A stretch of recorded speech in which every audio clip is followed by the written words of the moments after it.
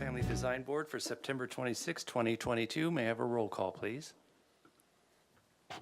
Here we go. Chair Miller, Here. Vice Chair Kalas, Hello?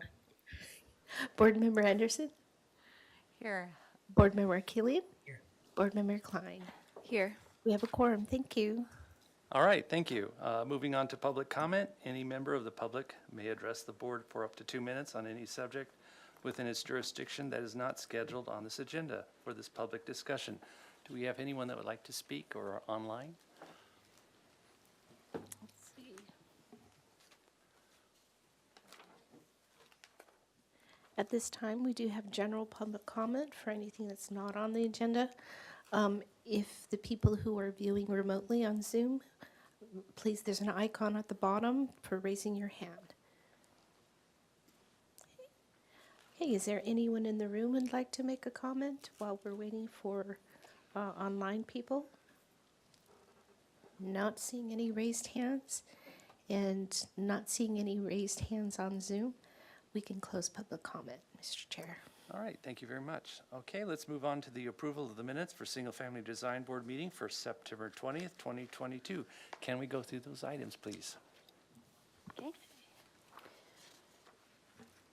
Item 1, 3239 Cliff Drive. Received project design approval and final approval with the required findings and comments. Item 2, 1220 Flora Vista Drive. Was continued indefinitely with comments to the full board. Item 3, 817 Spring Street. Was continued indefinitely to full board with comments. Item 4, 229 Vista Del Mar Drive. Was continued indefinitely to full board with comments, and that concludes the meeting minutes. All right, thank you. May I have a motion for approval, please? I'll move. Do I have a second? Yes. All right, may I have a roll call, please? Okay. Here we go. Chair Miller, Yes. Vice Chair Kalas. Yes. Okay. Board Member Anderson, Yes. Board Member Killian, Yes. Board Member Klein. Yes. Your motion passes. Thank you. All right, moving on to approval of the consent calendar for September 26, 2022. Can we go through those items, please? Item A, 116 Santa Cruz Boulevard. Received review after final with the comment that the plans demonstrate substantial conformance to the plans that received project design approval on September 27th, 2021. Item B, 154 Coronado Circle. Received project design approval and final approval with comments. Item C, 2731 El Prado Road. Was continued 4 weeks to consent for project design approval and final approval with comments. Item D, 276 Santa Monica Way. Was continued to the full board for November 21st, 2022 with comments. Board Member Klein, regarding the comments here, did you want to include in the motion for the applicant to provide a site plan identifying the existing trees and for removal and the ones to remain? Okay, Yes, please. so we'll add that in. Can't hear you. Thank you. Answer. Sorry, I missed that. You have to make that a public question, please.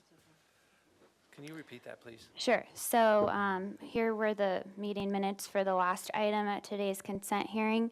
And Board Member Klein is in agreement to add in the request for the applicant to provide a site plan with the trees identified for removal and to remain. Okay, thank you. All right, may I have a motion for approval, please? Move. May I have a second? I'll second. Can we have a roll call, please? Here we go. Chair Miller, Yes. Vice Chair Kalas, Yes. Board Member Anderson, Yes. Board Member Killian, Yes. Board Member Klein. Yes. Motion passes. Thank you. All right, thank you. Do we have any announcements, requests by applicants, or continuances and withdrawals, future agenda items, and appeals? I have to step down. I'm part of the applicant team for the second item, and I have a conflict of interest for the third item. I have to step down. Okay, so do we still have a quorum? Yes. Okay, Thank you. great. Anything else? Any other questions or comments? Okay, good. All right. I have a quick announcement, Yes, please.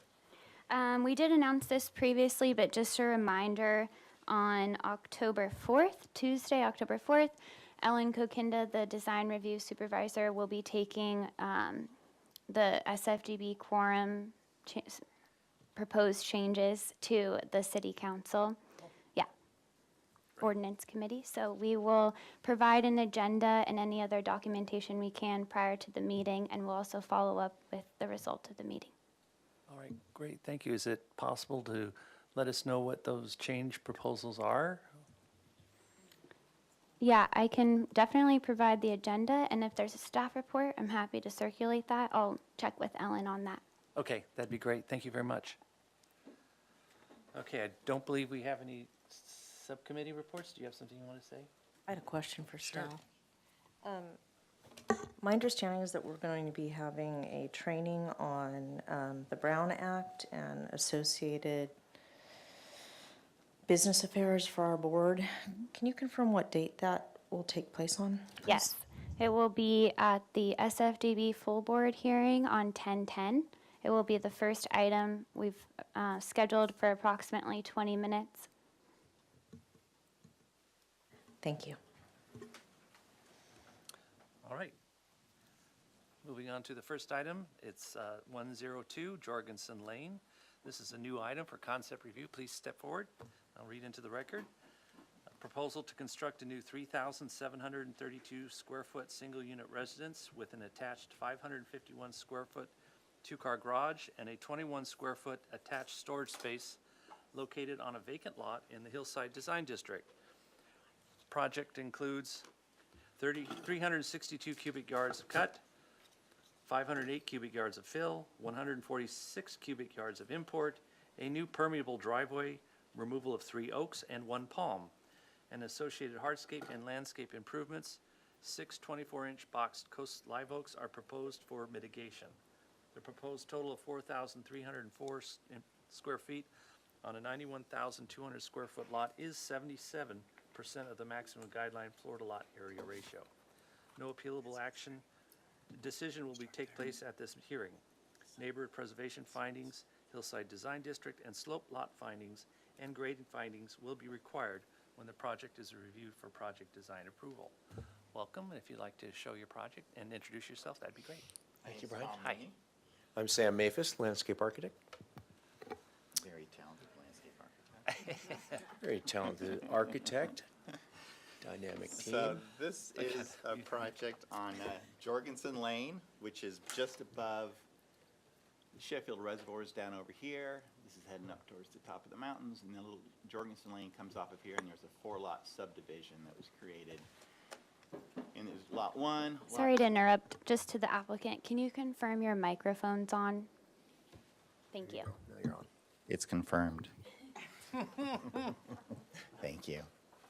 So there's lot 1 and 2 are vacant, 3 and 4 are built on. Just as a point of reference, oops, I don't want that to happen. There's a sweet little creek bed that runs through here, continues on. We've got a very restrictive building envelope that comes through here, up there, and then it comes right through here. And so everything outside of that is basically no touch, so we're not doing any landscaping or grading. Don't let me do this.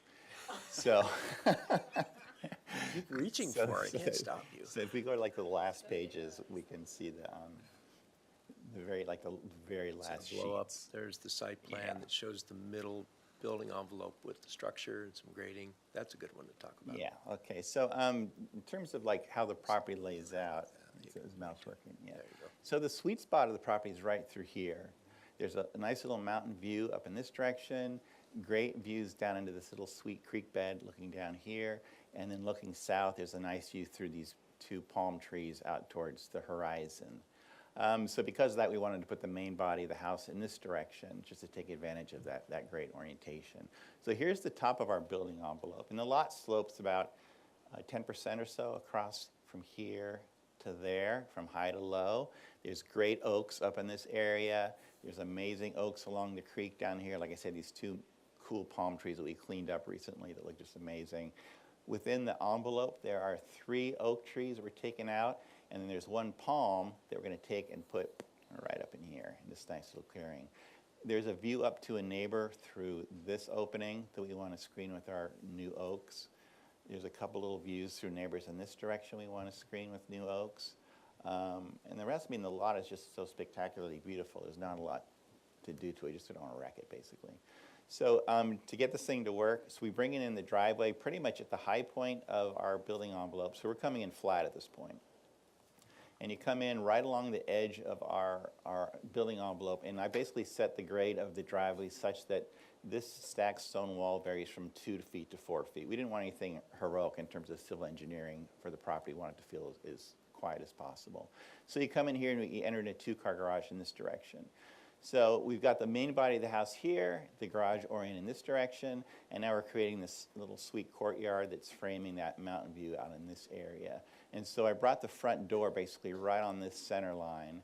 So when you come in through here, past one of Sam's special fountains, the front door opens, and then you get this really nice view framed through the courtyard. There's going to be a little fountain here for the deer, because we got a lot of deer activity on the property. And then we have, like I say, some distant mountain views in that direction. I saw your online site, samspecialfountains.com, sorry. Yeah. Special Yeah, deer. SSF. Acronym like you guys. Yes, exactly. FDB. So because of the drop of the lot in this area, so we come down 5 steps between here to there just because of the slope of the lot. And then because of the slope of the lot, we have understory from here to here. So underneath this section, following the same simple rectangle of the main living space, we have like a family room and 2 guest rooms down below following the same footprint. So on this level, we have master here, and then we have great room in this direction. So if we go to the floor plans. You're doing great, Sam. I think so. Don't blow it. It's supposed There's to advance. there's arrows on the top. See them up on the top left, with that arrow going up, going down? Oh, you can touch the screen? How about that? There's 4. Okay, so here's the upper floor plan. So here's the garage, so just is our orientation. So the private drive is over here. The driveway's coming in here, accessing this direction. You come down 1, 2, 3, 4, 5 into the entry area. So you come through here, the front door, that nice view straight through. Big French doors here that are 7 wide and 9 feet tall. So you get a nice tall view of the mountains in this direction. Looking in this direction, you get a framed view through the top of the descending stairs. So it'll be a nice window here. You'll be able to see the oaks through the house in this direction. And then underneath this simple rectangle, the real simple gable, master, view through. This view centers on the fireplace, view through the creek this direction, bath, closet. And then here's the fun room where we have the kitchen with great southern light here, a little nook for dining that centers on our 14-foot wide by 9-foot doors out over the covered porch, looks into the creek. And here's a nice gathering spot in front of the fireplace. So this is where all the fun happens. There's going to be great light throughout the day because we've got windows facing east, south, and north in this space. And then a little pantry tucked into this direction. An exterior stair from the terrace, which is covered, that goes down towards the creek level. And then this is the descending stair that goes down to the lower level. Once again, following the same footprint, 2 rooms. Here's like a playroom that has the covered porch down below because of the covered porch up above. Okay? Look at you go. Roof plan with solar panels, really simple roof lines with gables. We're looking at doing like a reclaimed roof tile. Here's an example of a past project I did. We're looking at this sort of roof tile here. This is a brick that we're going to use around our front door. So this is kind of the palette that we're looking at in terms of our materials. I'm calling in all the favors in terms of finishes for suppliers that I know, so I'm getting good deals on all this stuff. Excellent. It's time to call in the favors. It's time to, use That's right. use the goodwill for That's many right. years. We got to talk about your bill, Sam. No, I'm joking. So here's the uphill version of the 2-car garage, the descending slope in this direction.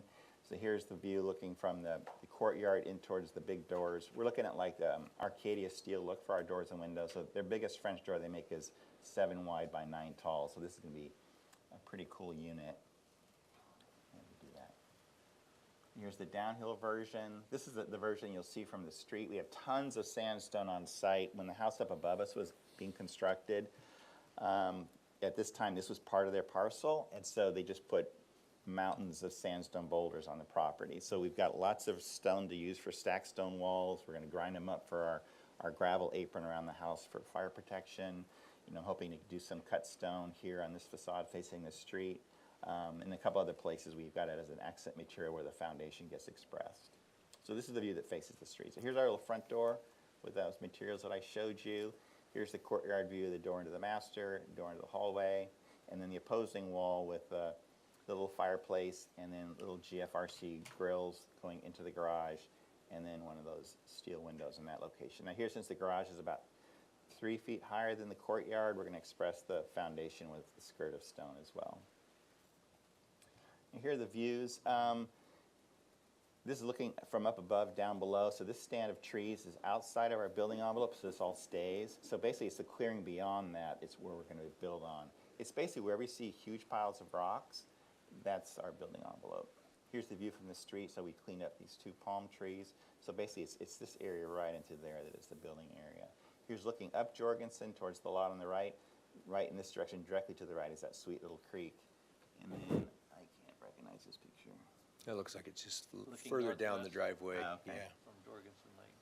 And then we have some models in here as You well. can see in the middle, just all that rock. It's not an outcrop, yeah. it's actually just a giant pile of rock that was left there. So Huge. it's a quarry for Tom and his family to work with. Wow. You want to talk about the landscape plan, and then we can go to the models. Yeah, well, I'll just show you that this shows the pathways, a little bit of the, landscape circulation, and the driveway surface will probably be gravel. Shows 2 or 3 steps coming down, most likely 3 to get into that little courtyard with the special fountain. The stormwater, we had to take care of stormwater on site, so we've got a stormwater retention basin in the front lower right, and also one in kind of the middle upper center, which will be planting, native grasses and rushes to kind of take the stormwater. There's more stormwater stuff. Here's the landscape plan, the conceptual landscape plan. You can see the squiggly type indications of the canopies are all the beautiful oak trees that Tom mentioned. It's really well canopied all the way around with either peppers or Quercus agrifolia, the live oak.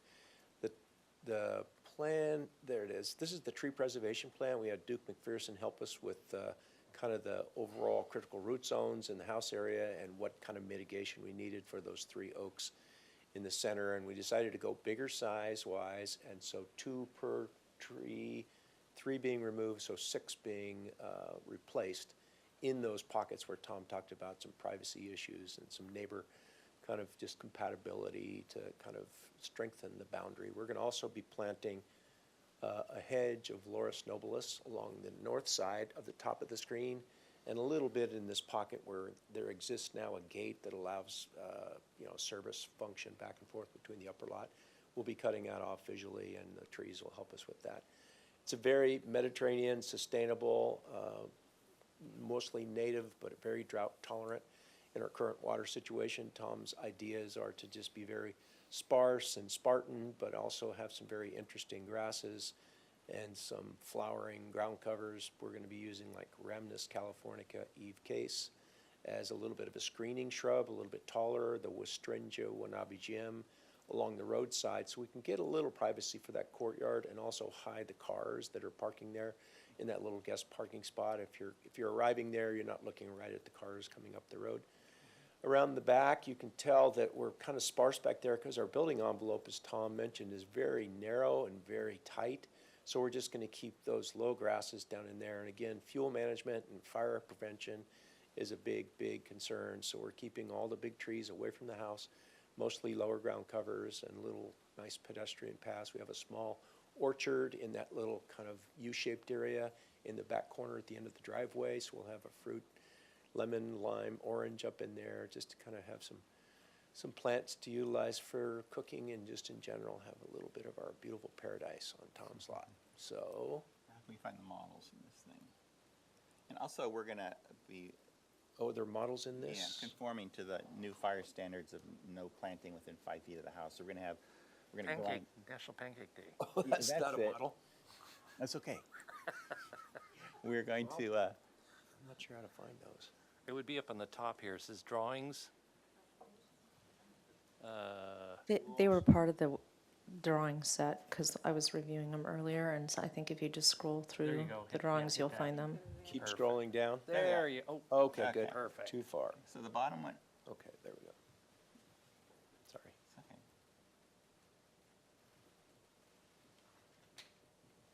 So the bottom was the view from the street, except there's a huge oak that leans that's going to cover up most of this. So this is an edited version of what you'd see from the street. So you're coming at grade basically into the garage with the hillside dropping down. And there are these two amazing palms that are out at the street elevation. So this is looking back at the house into the courtyard. As you see the lot dropping away, this is that covered porch above and below. And this is what you'd see from that upper section looking down on the garage with our solar panels here. And we also have solar panels on the opposing wall, opposing element in this direction. So like I say, in terms of color representation, this isn't very accurate because we're using a reclaimed tile, but in terms of building form, it's pretty close. One of the things that Tom mentioned earlier was that the trees being mitigated for are in the center of the footprint of the house, as well as a beautiful Canariensis palm that matches those date palms on the street. So we're going to take that one and transplant it up to above the driveway and be able to utilize it in the scheme that kind of just takes it into a better position to actually see it as you drive in. On the upper side of the driveway, you see the palm kind of graphic indication as you come by.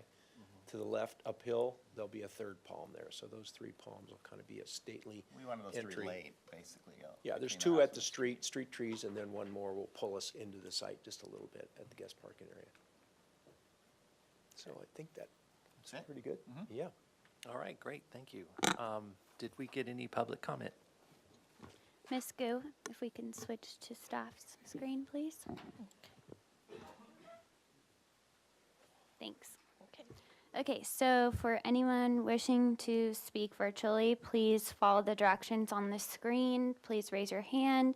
We will call on you and you can unmute yourself. You will have 2 minutes to speak. And in the meantime, we will address the written correspondence, which Chair Miller, board members, we did not receive any written correspondence on this item. Ms. Gu, do we have anyone on Zoom? No, we don't, I don't see anyone on Zoom right now, other than City TV. Okay, thank you. So we will close virtual public comment, and if there's anyone in the audience wishing to speak on this item, please fill out a speaker slip in the back of the room, provide it to the secretary, and approach the podium. Okay, seeing none, we will close public comment. Chair Miller, back to you. Did, so I just have a tickle in my throat, so don't panic while I cough my head off here. Okay, we'll bring it back to the board for questions. Vice Chair Kalas, do you have any questions, please? I've got a couple, not many. It's a nice project. Trying to understand exactly what's happening with the roof lines between the garage mass and the, I'll call it the entry mass. Is the garage, okay, there we go. You just answered the question. It's down below. Okay, so that flies up and the roof just dies into it? I feel like a separate piece, rather Okay. than integrating the roof form. I could have connected it all the way through, but I wanted the garage to kind of be more. Okay. What is the maximum height that you're at? You're below the 30 feet? Yeah. I was looking at one of the drawings. It might be the precedent sheet. Shows the other, it's probably the following sheet. Yeah, we got it marked on the elevation sheet. Yeah. One of the Looks like A6s. there's, Like a foot below. It looked like you were just bumping up against the height limit in one of the elevations, Yeah, which is the one reason for the point. question. That's true. We're just under in one location. And there was an odd, the way that the existing grade had been projected, it was a very sort of geometric projection, and so it made me wonder if that was, it's this one in the south exterior. Yeah, so this is the existing grade at the ridge. And so we're measuring it from here. Okay. And so we're just under the allowable height from that point. That's the only place where we're remotely close. Okay, so you're projecting that for the element that's popping out towards us in this elevation. Right. At the ridge point in the furthest projection at that existing grade, yeah. Okay, so the ridge beyond is still below the projected, if we were to look at it, Yeah, so here, so now here's our allowable height. So, see, it starts to drop away, then it just continues up like Okay. that. So it's just this one little point right there, we're a little bit close. great, okay. That answers my question. You answered my question about the oak trees already. How about the neighbors to the east? You had mentioned the northerly and the westerly neighbors. What about the easterly lots relative to the property? Yeah. They're quite a ways. Let me see if I can find a So we site plan. met them yesterday, went up to their house.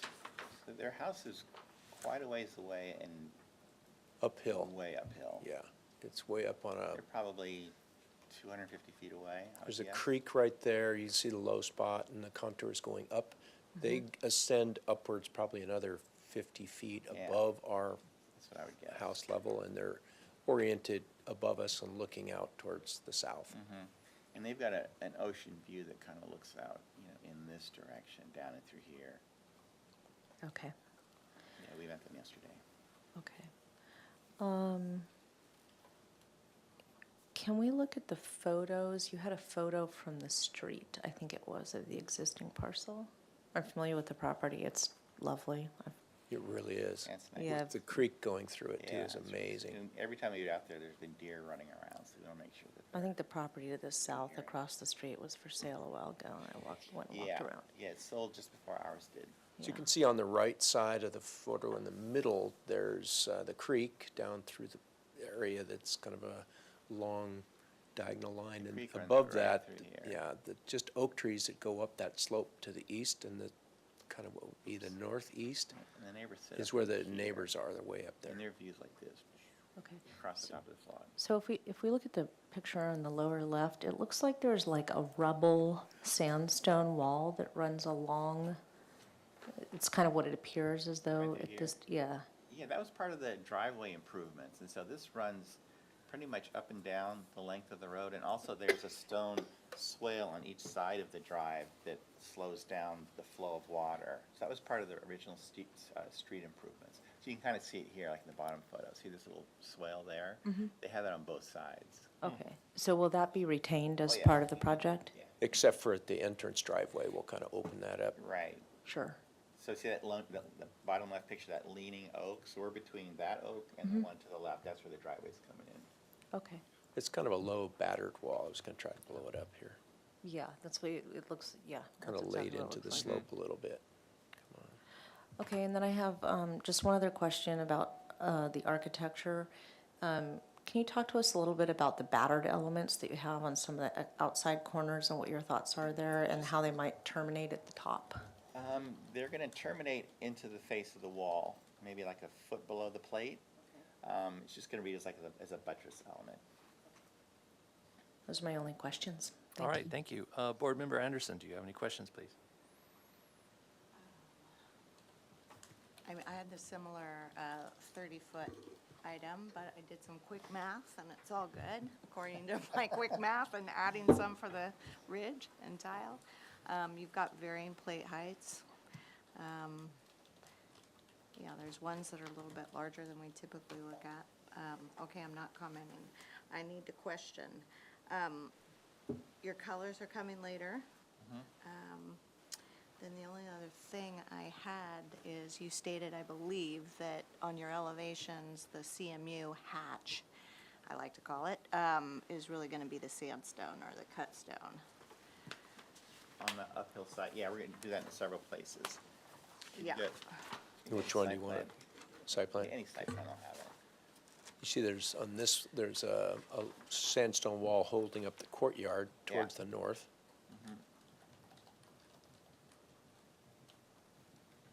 So along the driveway, it goes from 2 to 4 feet in height.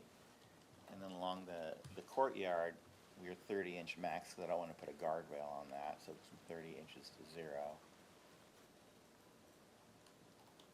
Yeah, here we go. Is that good enough? Yeah. Okay. So here's, the high point is like here about 4 feet, and it goes down to 2. So it's going to tie into that existing stone that faces the property, and it goes back to 0 here.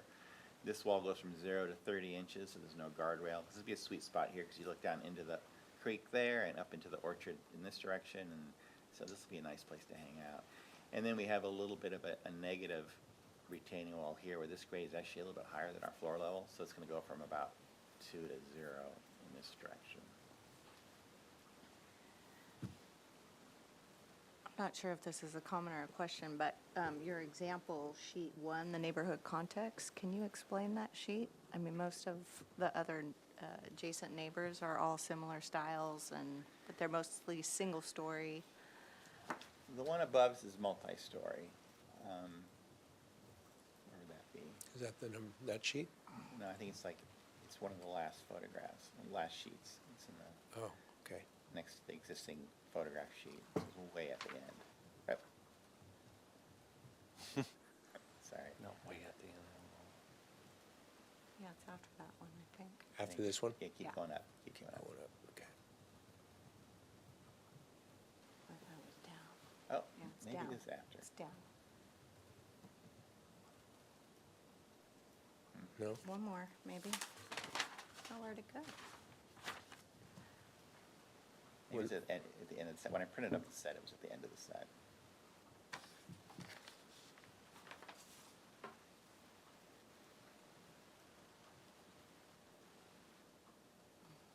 Oh, here we go. There it is.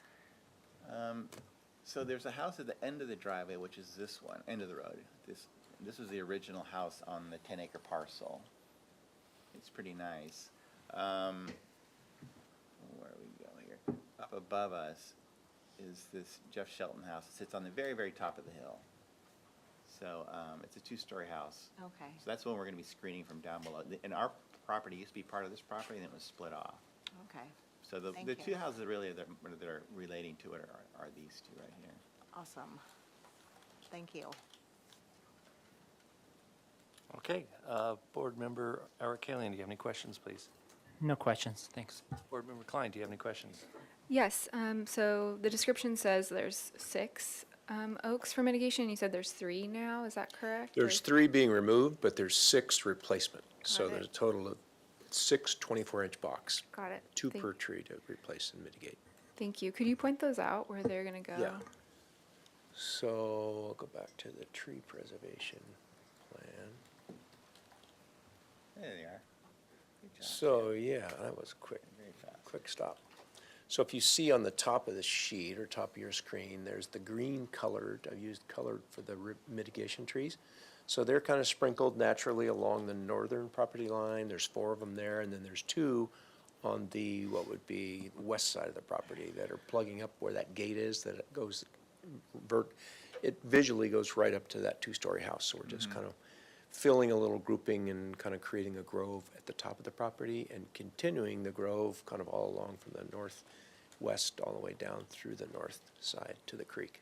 Great. And can you point out where the leaning oak is at the front?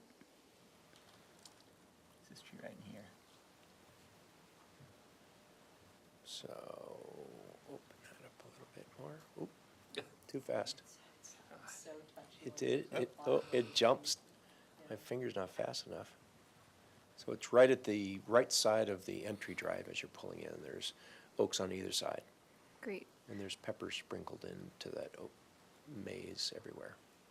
And then the bioretention area, do you have an idea of what that will be planted or if it'll be gravel or? You know, it'll be kind of juncus, patens, it'll be some fescues, it'll be gravel, it'll kind of be, we're gonna have a lot of gravel around the house. Tom didn't want to plant anything too close to the building, so we'll keep that very clear to be able to walk around with a lot of gravel as a ground cover. We're gonna have kind of that theme on the driveway, but it'll be planted as the grasses roll down into it, so it'll Great, look kind of naturalistic. Yeah. 2 spots. very natural.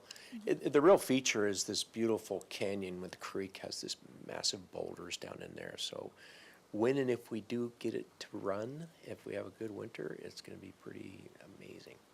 We already pulled a bunch of pittosporum out of it. It looks really amazing. Great. And then you said you're relocating a palm, a phoenix? Yeah, so underneath the house, kind of close to one of these oaks, is a Phoenix canariensis. It's right here. It's kind of So right at the top, It's right there, yeah, so it's right at the edge of the building. So the oak has to be removed, there's no way to save either one really, because they're just tangled with each other. But we do feel like we can get enough root mass with that palm to put it over right there, and where the arrow is. So as we come into the property, we'll have the two on the street and then one interior to that slope. And the only planting we do outside the building envelope are the oak replacements and the relocation of the palm. Everything else is just untouched. Great. Those are all my questions. Thank you. Great, thank you. Yeah, back to the exterior elevations where you have it shows the hatch of the CMU. Is that going to be of sandstone veneer on the lower levels? What were your thoughts on that? Is it on the building? Yeah, Yes. so,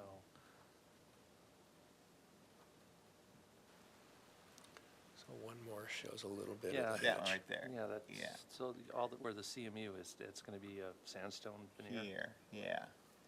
Here, we're using it on the columns of the porch, and then on the courtyard where the garage is higher than the courtyard elevation, we're gonna face the foundation with it as well. And then this is the stacked stone wall where the terrace drops 30 inches down to natural grade. I'm just curious what the draftsman thought was of why he hatched it with CMU and not sandstone.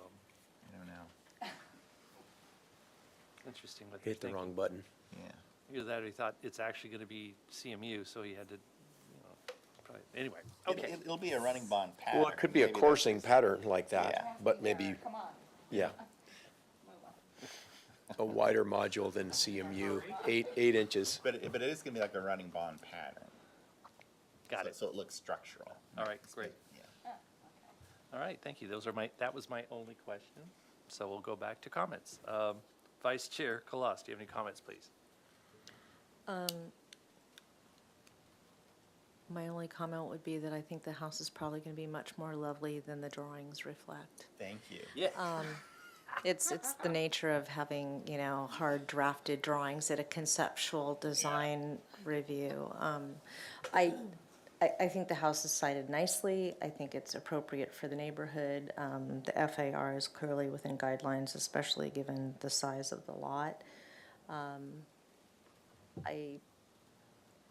I would like to see a letter from the arborist just addressing the oaks that are going to remain. I know there's a couple of them where you're just clipping the critical root zone. There's not much going on there, but Let me I'm find assuming it. that since he's engaged on the project, that probably is not an issue anyhow. He did a report. He has a report that's included in, right after our drawing. So if you look at the third sheet, that's the tree preservation plan.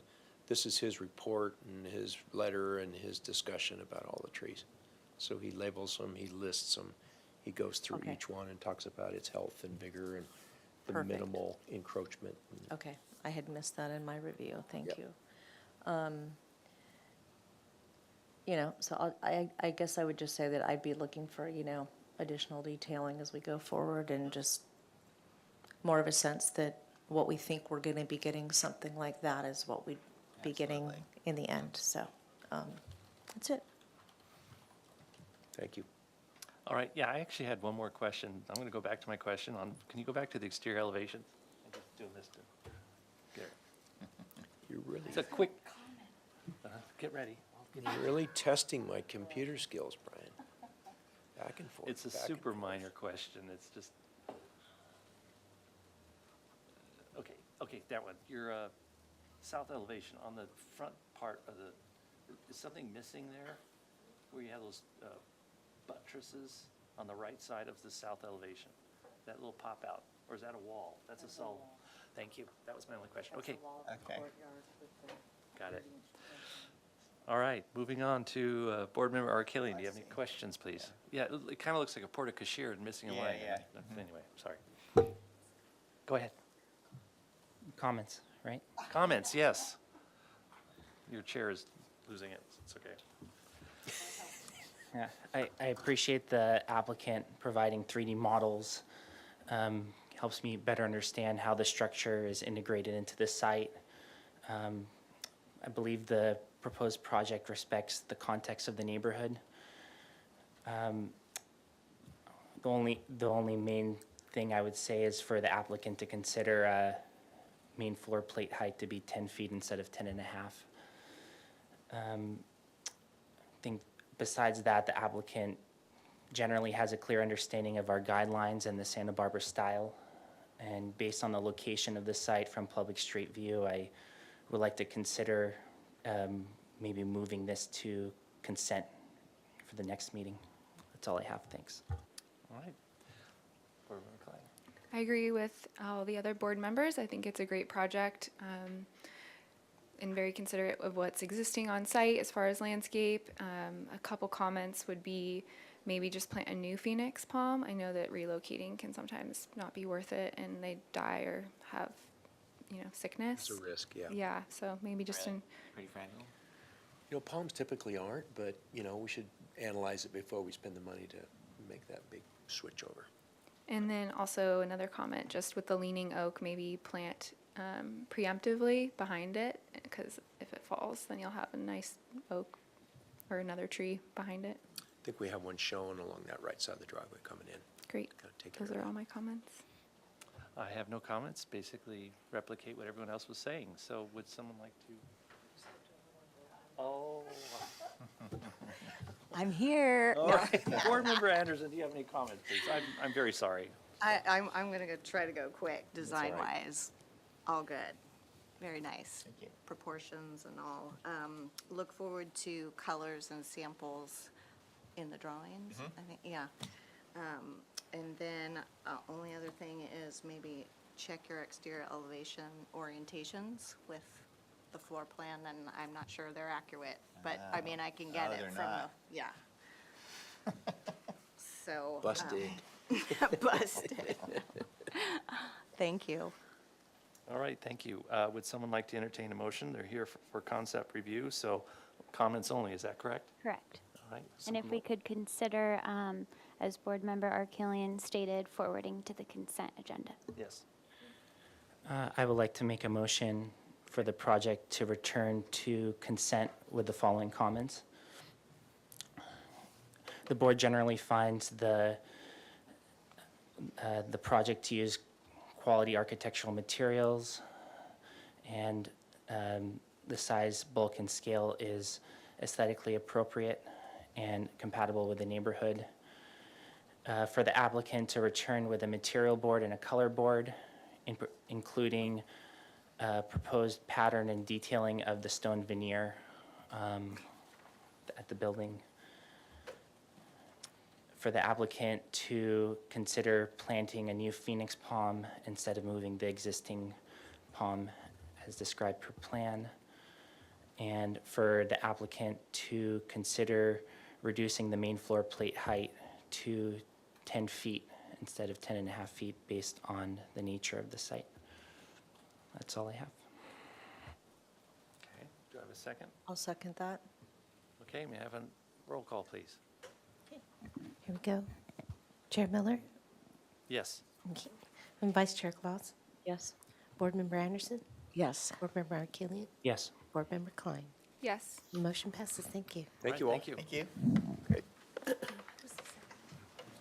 So, Board Member Klein stepping down. All right.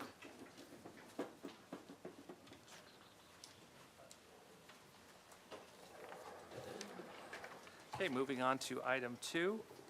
This is 214 Solita del Sol. This is a continued item. Project design approval is requested. The proposed substantial redevelopment to construct a 714 square foot first floor addition includes conversion of 416 square foot existing garage, a 455 square foot attached garage, and a 430 square foot second floor addition to the existing 1,843 square foot single unit residence located in the non-appealable jurisdiction of the coastal zone. Project includes removal of existing roof and replacement with a new flat roof, a new pergola at the rear yard, a barbecue and fire pit, and hardscape and landscape improvements. The proposed total of 3,144 square feet on an 8,321 square foot lot is 96% of the maximum required floor to lot area ratio. Project design approval is requested. Neighborhood preservation findings are required. Project was last reviewed on August 1st, 2022. Do we have minutes from the last meeting to read into the record, please? Yes. All right. The project was continued indefinitely to the full board with the following comments. Number 1, the board is supportive of the proposed green roof. 2, the board appreciates the applicant's sensitivity to the neighbor's privacy concerns. 3, the project is using high-quality materials. 4, consider a blended roofline condition with both sloped and flat roofs. 5, the board requests a silhouette study including the 2 adjacent flanking homes and the 5 homes located across the street. 6, reduce the plate heights. The board recommends that the first floor be at 9 feet in height and the second floor is not to exceed 8.5 feet in height. 7, provide a floor to lot area ratio FAR study of the 20 closest homes. 8, provide a final landscape plan and color palette for project design approval and final approval. 9, consider both the location of the garage in relation to its proximity to the street and how the garage door is treated in order to minimize the garage dominance over the parcel. All right, thank you. If you can go over each item and how you address it, that would be great. Great, thank you. I'm Dan Weber. I've got Shinar from my team at Anacapa, our client, Linda Gilderman. Welcome. And our landscape architect, Katie. So I'm going to keep it pretty quick just to move right through, and I'll try to limit my responses to your comments. So let's go to page A006, please, Shinar. So we were back here in August. A good review. I think we got really strong support from you guys, and we were encouraged to keep moving forward. We got positive feedback from you on our general massing, our second floor elements, and the location of those elements. So we have this neighborhood context precedents on the screen here. I won't spend any time with them unless you'd like to revisit any of this stuff. Comment number 1, the board is supportive of the green roof. Thank you for that. Could you please go to page A051? So we're moving forward with the green roof design, and we're going to be using the system called Live Roof, which we've used bunches of times. We've learned through trial and error to use a minimum 6-inch tray depth for the viability of the plantings. Katie can talk about planting mix that's going to occur in that roof element. Comment number 2, yeah, there's the up on the screen, there's the green roof element, which our second floor components look out over, and a little bit deeper planter around the usable deck portion, which is a little tiny light gray shaded component with the diagonal hatch in it. Both of those landscape components are part of our sustainability measures that are our own internal goals, as well as part of the requirements that we have from the city to meet the stormwater management plan. So we're using those for treatment of the water that falls on the upper floor roofs and the deck areas. Okay, let's go to A202, please. Your next comment, the board appreciates the sensitivity to the neighbor's privacy concerns. This remains a very important item for us as well. We continued dialogue with our neighbors, particularly our neighbor to the east. And you can see that one window on our second floor component. Since we last saw you, we've reduced that window by 50% and limiting the window area to just the corner. So we have more of a diagonal view to the south to the ocean and aren't directing our view towards the neighbor. I don't think it's possible to see into the neighbor's yard due to the high landscaping and our proposed landscaping, but nonetheless, we have carved that glazing back a little bit and made it building a little bit less transparent on that side. Okay, A051, please. Something else I just want to point out, that neighbor to the east has a cactus that's very important to them. It's a little blob there on their side of the fence. So we're going to be taking some extra measures during the construction activities to make sure that that is well taken care of and protected from dust, and also noting that our proposed landscape design doesn't provide any kind of shade that would be adversely affect the longevity of that plant. Okay, let's go to A201, please. I'm sorry, A210. Comment number 3, the project is using high-quality materials. We appreciate that. We haven't modified any of the materials. Just noting that despite that stucco image there, we're going to be using a smooth, troweled, integral color stucco, typical of what you see around Santa Barbara. And that's noted on the elevations, I believe. Okay, we're of course going to come back at final approval level with specifications and details for all of these finished materials. Okay, comment number 4. If you could please, Shinar, go to A022. Consider A022.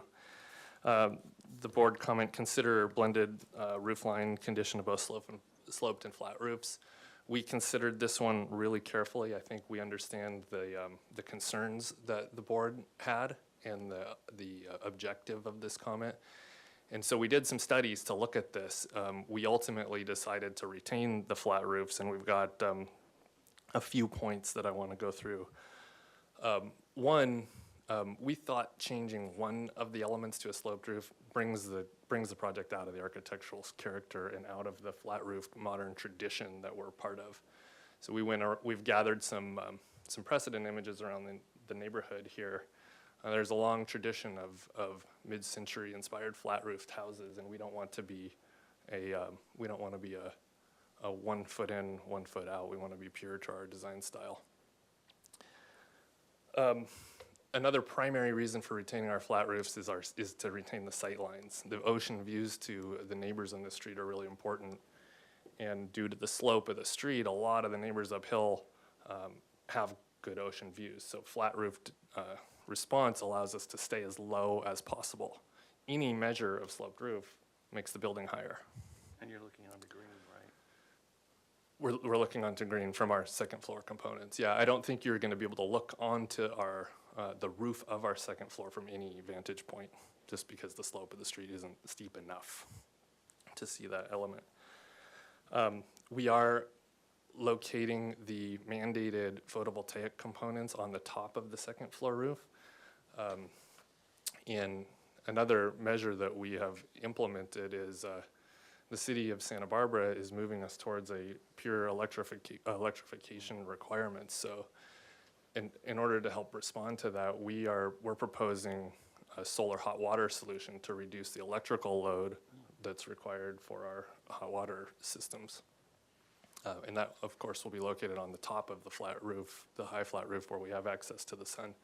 So in this particular case, sloping the roof makes it visible from the street, whereas keeping it flat makes it shielded. So we're proposing to, if we sloped, we'd need to slope towards the south, which makes us visible from the street. So we're proposing to keep the roof flat. Oh, Shinar, you could flip to A201. And that shows you what that flat roof looks like. The second floor, the roof of the second floor is of course where we have the green roof, so we don't, and the occupiable roof deck area, so we don't have the opportunity to slope that component. That's okay. We'll flip to the elevations again. Let's keep moving. Yeah, this is good. We'll keep it here. Number 5, board requests a street silhouette study, which you see on the screen for the homes flanking. The top row across the top is the existing condition of our side of the street with the subject property in the center.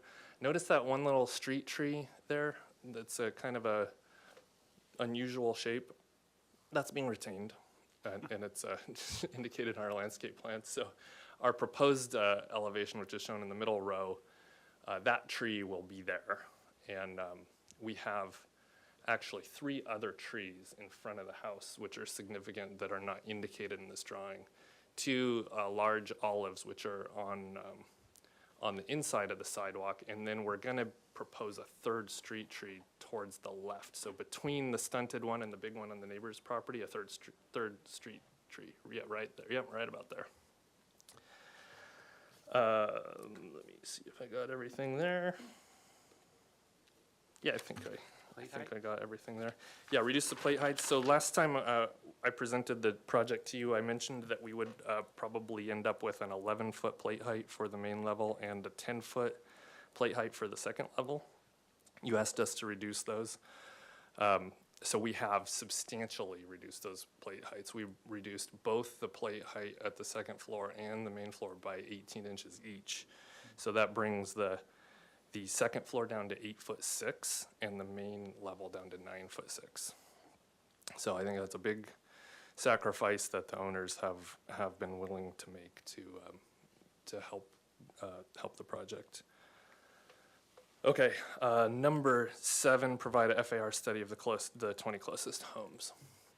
So our project manager that put this together for us, that isn't on our team anymore, didn't quite understand the methodology to do the FAR study. So I apologize for that, but nonetheless, here's a study that is similar to the way that it's technically supposed to be done, but not quite. So I've done some analysis since this was prepared. We weren't able to replace the sheet, unfortunately, due to the submittal deadline requirements. Yeah. But our proposed project, which is, that parcel number 19, is at 96% of the allowed FAR. And then I'll just highlight a couple here. So home number 20, which is our immediate neighbor to the north, the square footage of that house is larger than our square footage. But you can see the parcel is a shade bigger. So they end up with a smaller FAR at 94%. And then home 21,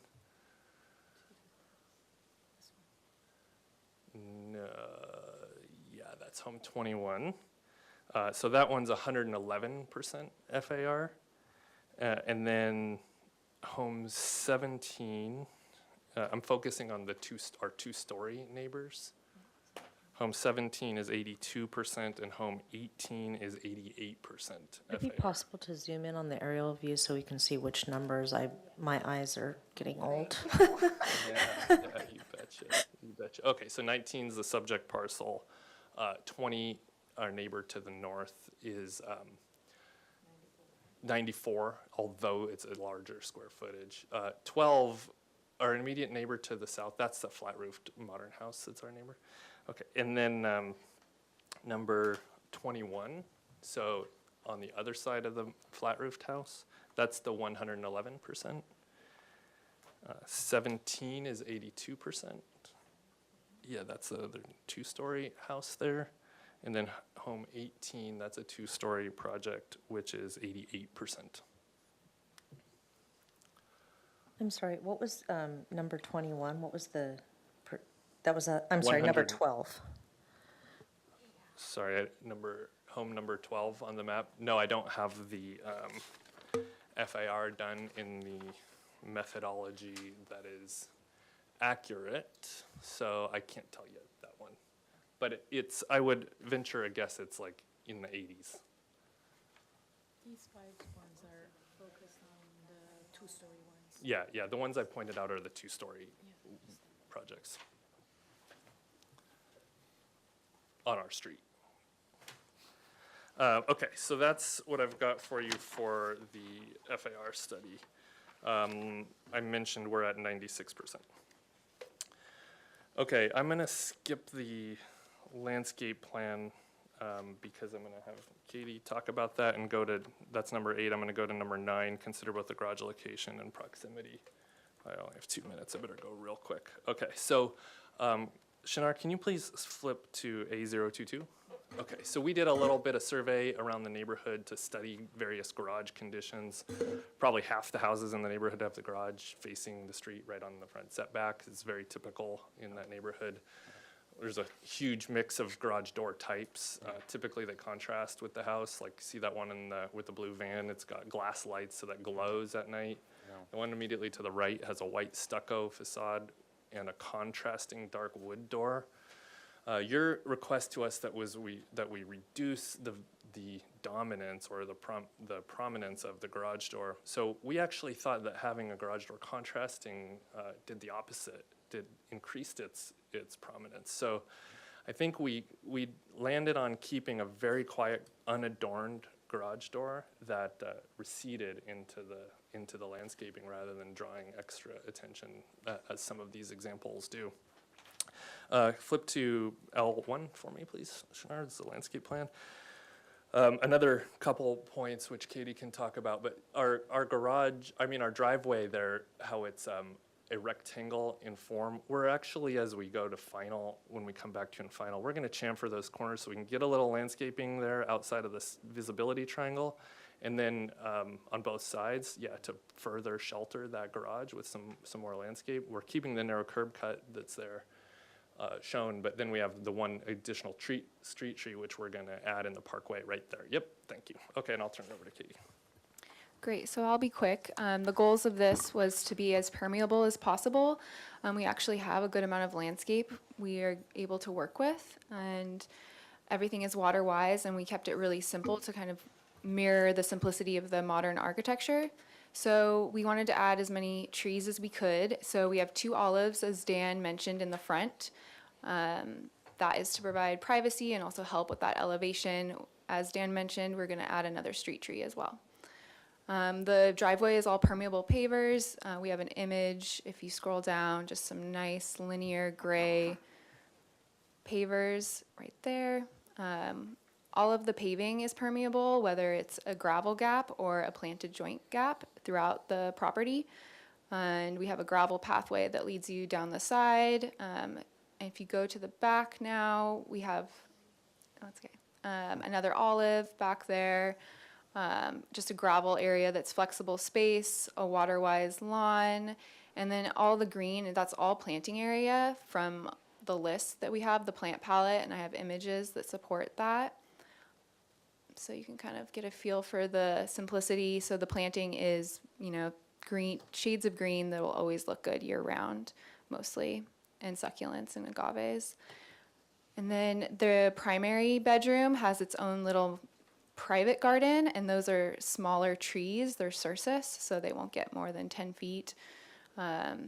And that is sensitivity to the existing cacti that's over there. And then there's hedging along the whole property, podocarpus in the back, and then to the sides that are more in the front yard, that's a different low water hedge, a prunus. And then the front has a low hedge. That won't be a very tall plant at all, just something to provide a little more privacy for that back patio.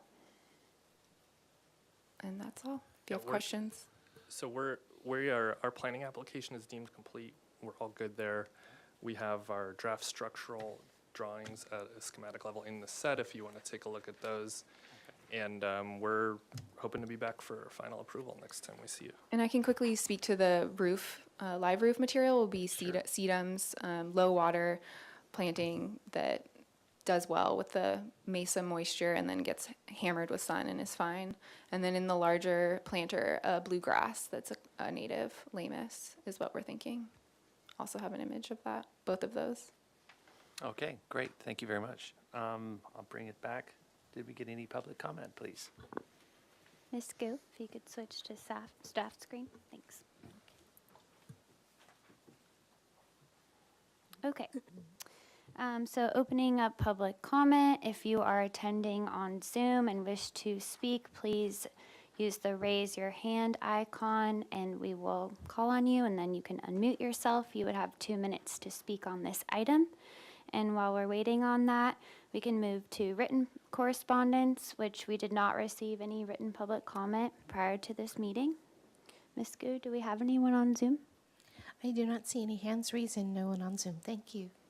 Okay, and just an announcement for those attending here in the hearing room, if you'd like to provide public comment, you're welcome to do so. Please provide a speaker slip to our secretary.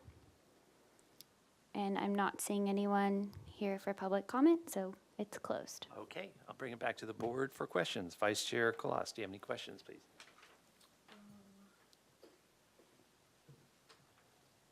I do have a question, but I don't know if it's a question I can ask, so I'm going to ask for staff's direction on this. So part of the discussion about retaining the flat roof on the upper level, based on the applicant's presentation, is being driven by the desire for the PV panels to be relatively unseen. So my question is how the applicant imagines that these PV panels will be oriented or attached to the roof. And I'm wondering if that's a question I can ask or not. It's for aesthetic reasons. Yeah, based on the fact that it's for aesthetic reasons, I support you asking the applicant the question. Okay. So I'm trying to understand if they would be mounted in a manner where they're effectively flat or if they're going to be kicked up. Yeah, the aesthetic integrity of the project is pretty important to us, and sawtoothed PV panels don't fit within our quality standards, so we would propose those to be flat. Okay. Well, we can show you a detail for that too, but they end up only being like 5 inches off the surface of the roof. Okay. Where are we referring to this? I can't even understand what you're talking about. So on the upper, if we can look at the exterior elevation, Yeah, or maybe you could go to maybe the just the roof front plan, too. elevation from the street, please? Yeah, so the yellowish shaded area is the upper level roof. Which you're saying no one really can see anyway. Is that Correct. Correct. If it's flat, then you can't see it. Yeah, if it's sloped, then it becomes visible, depending on the level of slope. Got it. From a variety of locations. So yeah, the PV and other photo or solar collection components would be laying flat on top of that roof. Okay. The solar panels go up there, is what you're saying. That's what I'm saying, yeah.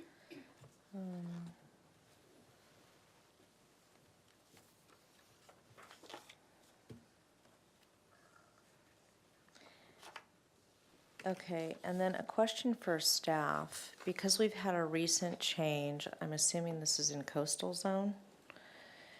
Because we've had a recent change to the ordinance where that's brought in ADUs, where does that place us relative to this 96% number? I'm just, Yeah, so because Chair we're Miller, being asked to buy off on a pretty high number here. So I'm just wondering what the potential is. Trying to understand. okay, Chair Miller through you. Yes, we do have the city's coastal zone ADU ordinance. However, this project, to my understanding, is not proposing an ADU. So its FAR is based on the additions proposed in the project scope.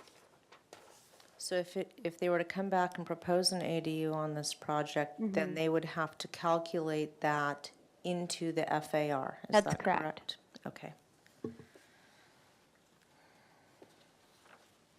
But, sorry, Chair Miller through you, I just want to really focus on the project scope before you. You know, an ADU is not proposed at this time, so please keep that in mind. I understand. We're just being asked to approve a high FAR, so more sensitivity to potential development.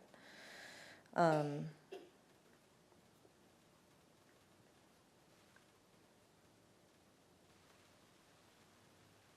think those are my only questions. The rest are comments. All right, thank you. Board Member Anderson, do you have any questions, please? Trying to get organized here is hard. The rail and the fencing, looks like you have different, can you go over the materials, maybe on the elevations? The roof deck rail versus the fence versus the front. Sure. So there's only 2 elements that I would consider fencing that are proposed here. There's the second floor rail, Right. which is a metal rail with vertical balusters. So it's designed to be very visually minimal and quiet. Right, yeah. And on the inside of that rail is a planter. So the design intent is the plants in that planter grow up high enough to be able to see out over towards the ocean, but to provide privacy so that somebody, if they can get a glimpse of that area, they don't see you from the. So the rails Chest- on that, chest the down. rails on the inside or the outside? It doesn't, I mean, just curious.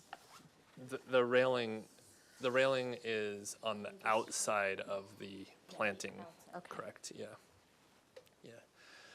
And then last time, I didn't point this out, but this is a minor design change since we saw you last. We had along the top of the hill there, we had proposed a enclosure, a fence, a 42-inch high site wall at that time, which was proposed to be concrete, and we've since replaced that with a wooden fence that has some that's nice. transparency, so that Yeah. it weathers and it picks up the weathering material of the siding, so a little bit softer on the landscape. Right. Yeah. Right, and the fence, the neighbor fence, or is that the side yard fence? That's just Just a a wood fence, weathered just a wood. Okay, Yeah, wood fence, weathering cedar. okay. And the garage is board for concrete, right, with just the white garage door? No, the garage form is plaster, just stucco, just Oh, it like is. yeah, Okay, integral color, smooth steel it's trowel all the stucco. white, Yeah, smooth. Okay, all right, looks a little different shading right there, so, It's not intentional. okay.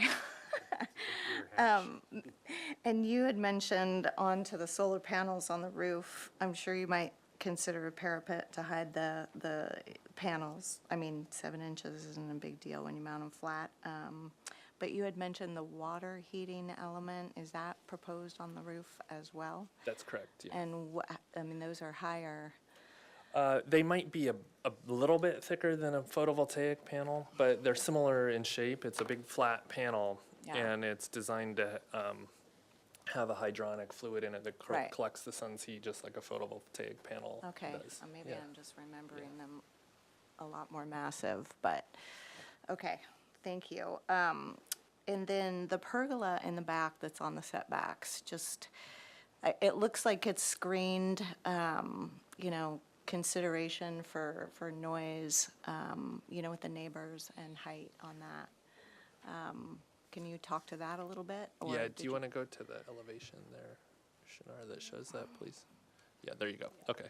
So that's just an outdoor living area that conforms to the setback. The pergola height, I think does our dimension indicate the height there? It's like- 11 feet to the top?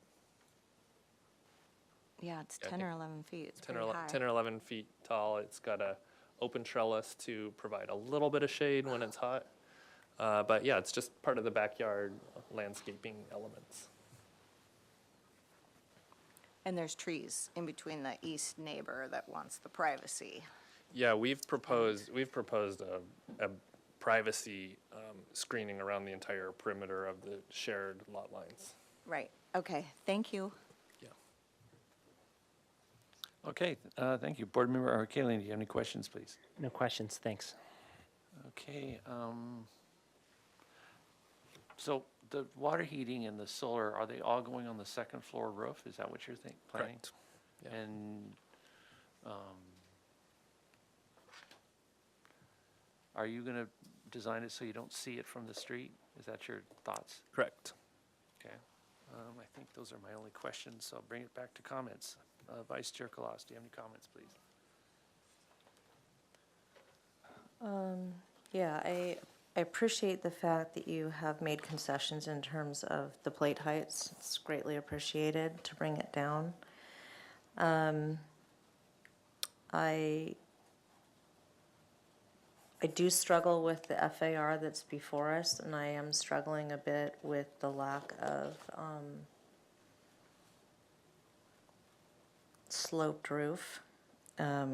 Because really, when I do look at the neighborhood context and the photos that you've provided, if we go back to the silhouette, if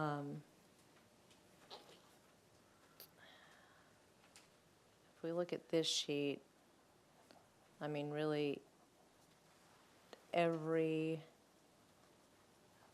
home within immediate adjacency here on this street has some sort of sloped roof element, with the exception of maybe that one that you're pointing at. So the majority of them, I mean, really, you know, contextually, most of them have a sloped roof. So I'm struggling with that, but I also appreciate the fact that plate heights have been brought down. So that's just, I'll leave it at that it's a struggle for me right now, along with the FAR. I did not ask, what is the material on the garage? The garage door Yeah, the itself. garage door. The garage door will be one of two things, either a metal panel, like a flat metal panel, so that it's visually just consistent as we can get it with the smooth child stucco, or a wood panel that's painted white. Okay, so if So it's we metal, it we would be haven't powder specified that coated? or detailed that If yet. it's metal, it would be powder coated? Yeah. Okay. Like probably a powder coated aluminum. Okay. I think that works. I think it works better than having it be a contrasting material, so I'm happy to see that. And I would support the idea of chamfering the driveway in plan as proposed and providing some more landscaping in that location.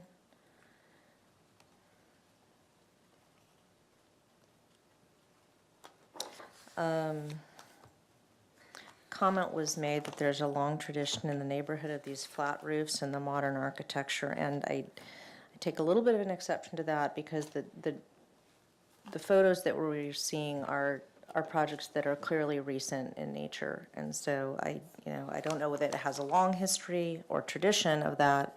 It may, in fact, have some context for that, but. I mean, if that's being stated specifically relative to flat roofs, I can understand the comment, but many of these projects that we're seeing, I would gander, have taken place in the last 5 years in terms of their remodels.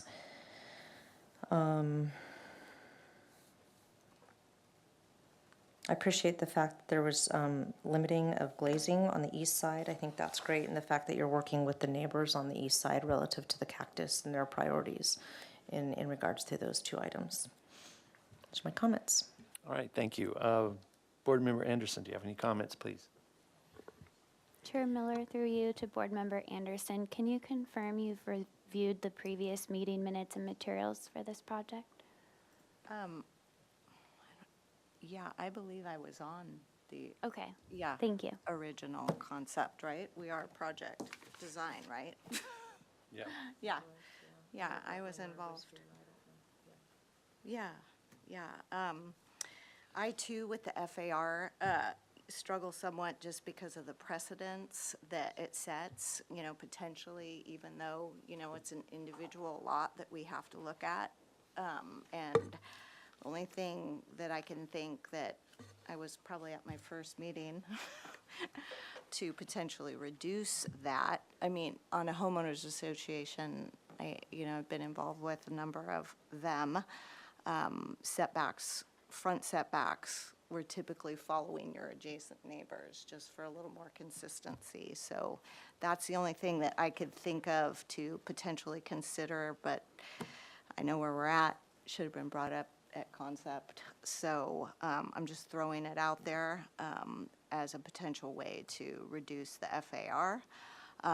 But overall, looking at the adjacent neighbor to the north and, the one two down or south, those are at those larger FARs. And, it's where we're headed, maximum square footage everywhere. So I don't know. I'm moving forward with potential acceptance of the FARs. Personally, yeah, and looking at the second floor windows, I think that that's important down, especially with the neighbor comment and reducing that and, focusing the view so it's out of what they're concerned about. Awesome. Design-wise, I think that the Mesa is headed in that more modern potential. I mean, everybody wants their own styles, but there's many that are looking for the beachy modern residence. And I think color-wise and material-wise, it's a good solution. So those are my only comments. All right, thank you very much. Board Member Eric Kaling, do you have any comments, please? I do. So I appreciate the applicant's comments to all of our points in the motion. I'm on sheet A022 again.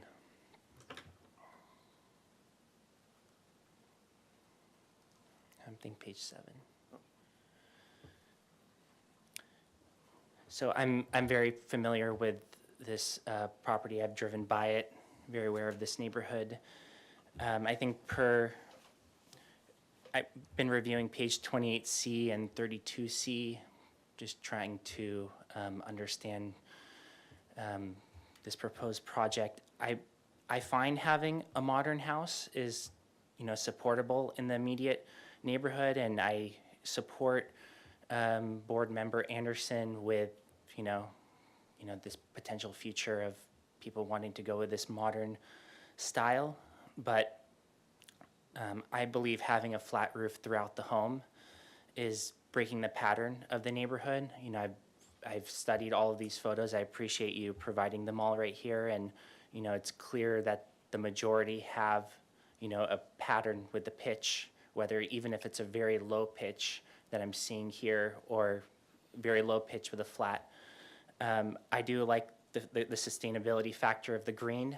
I am in support of that, but I believe there needs to be some pitched roof somewhere on the roof.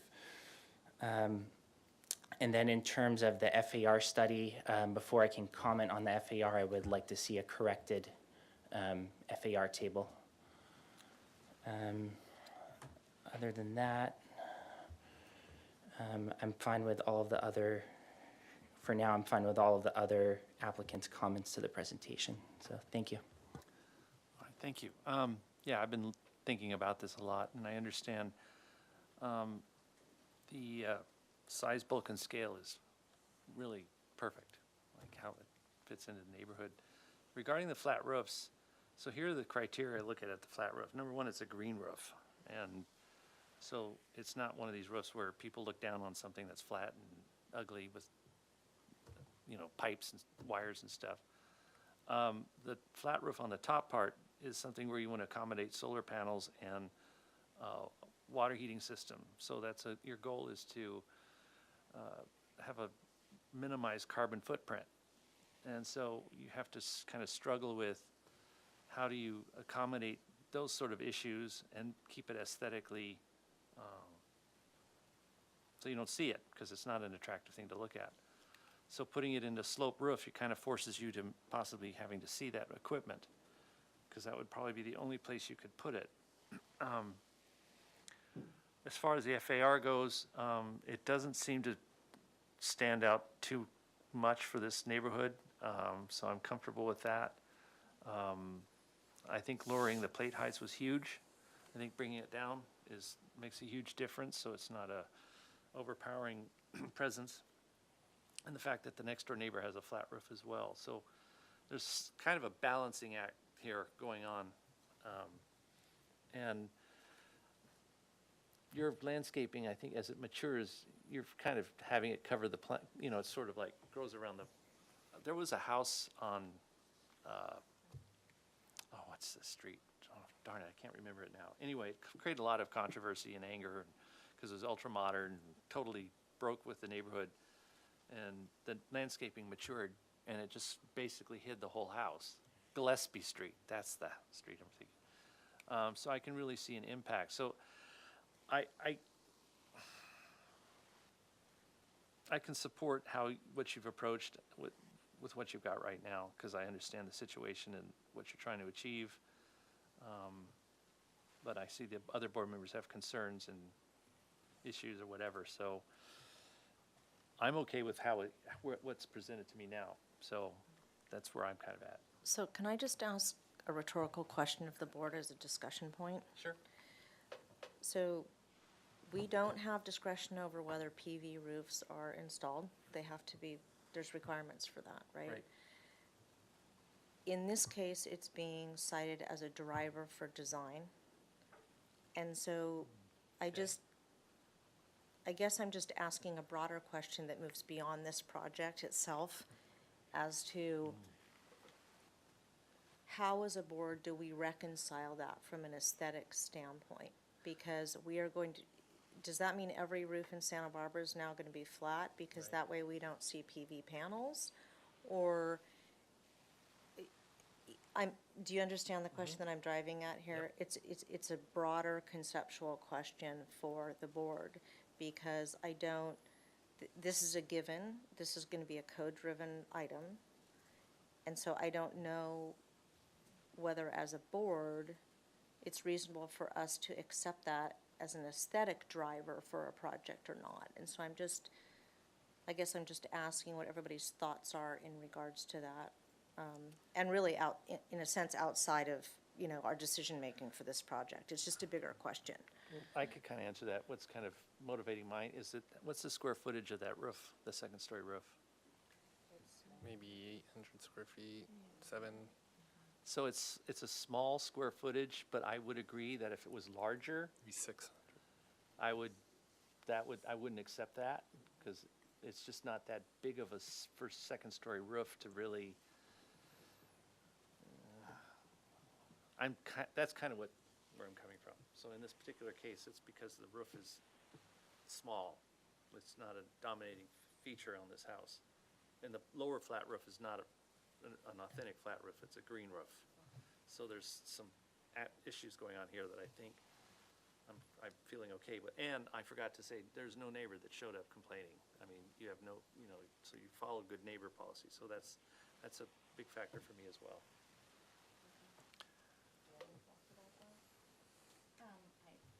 No, I just, second what Brian said. I mean, it's the big picture kind of a thing. I think that's not what he was saying I think that looking at the entire structure with the landscaping and everything, that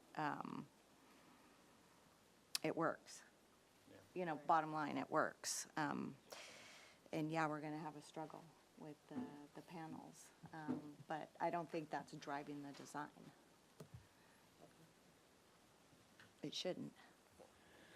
Yeah, I've been reviewing page 9 SP of our guidelines that talk about active solar design. I would like to see, would like confirmation on the square footage of the roof before I can make that decision, but I'm still standing still on having some pitch somewhere. Thanks. That's perfectly valid. I'd love to offer some color on that, if I may. Some color? Sure. What would you like to say? When we do a design process that is very intentional, and it doesn't, and this flat-roofed architectural style, despite some opinions, is a well-established style in the city of Santa Barbara, and in this neighborhood, and as set into precedent by projects approved by this board all over Santa Barbara. So I think a moratorium on flat-roofed modern houses in the whole city of Santa Barbara based on personal preference is just not an appropriate effort, a blanket effort for the board to undergo. And the visibility issues, more and more, every single project is going to have photovoltaics and other pieces of equipment on flat roofs, and that's really hard to do on slope roofs, particularly where they have to face south, like this one. It's going to be real hard to keep those visible. So bigger masses, more volume, and visible equipment is the trade-off for a flat roof.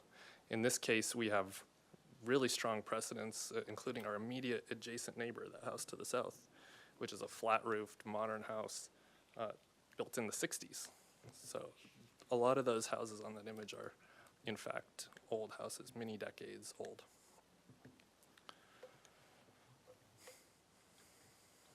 Yeah, I can appreciate the argument. I don't disagree that there are other houses on the mesa that have relatively flat roofs or completely flat roofs. The issue is the immediate adjacents, and so you've got one, but you don't have, like, out of 15, you've got one, right? It's not like out of 15, you got 14. So that's what we're looking at. Yeah, I just correct you in saying it's not a random preference, it's just neighborhood compatibility. I mean, this is, clearly shows you, this is what our guidelines spell. So we struggle with it, So I don't want to say we're randomly saying we dislike flat roofs. It's just that we're trying to think of the neighborhood compatibility. And my argument is I can support what you've designed simply because it's not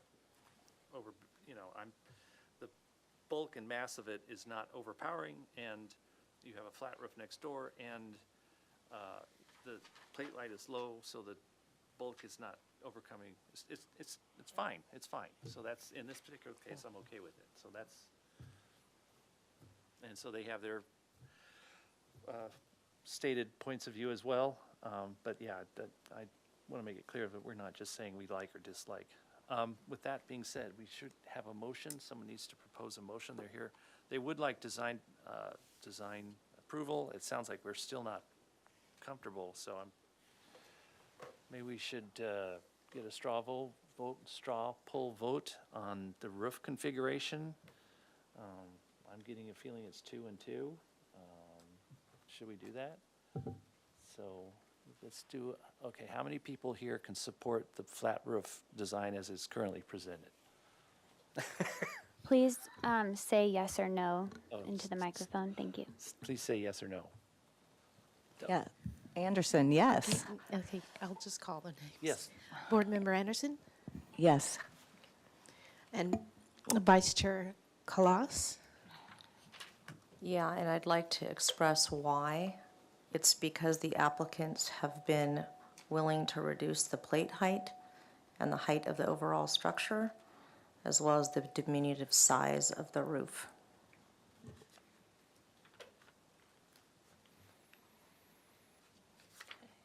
All right. Chair Miller Yes. and Board Member Arkelian, sorry. No. Thank you. Okay, so the flat roof is acceptable. So with that said, can someone please craft a motion? And if you feel comfortable granting a project design, please include that in your motion. And if not, then they'll have to come back. Chair Miller, through you to the board, this project has been deemed complete. So Yes. if you are considering granting project design approval today, if we could then, consider forwarding to consent or returning to full board for final approval within 2 to 4 weeks. Okay. All right, got that. Would someone like to, Ms. Galas, it looked like you were edging there. I saw you touching your microphone.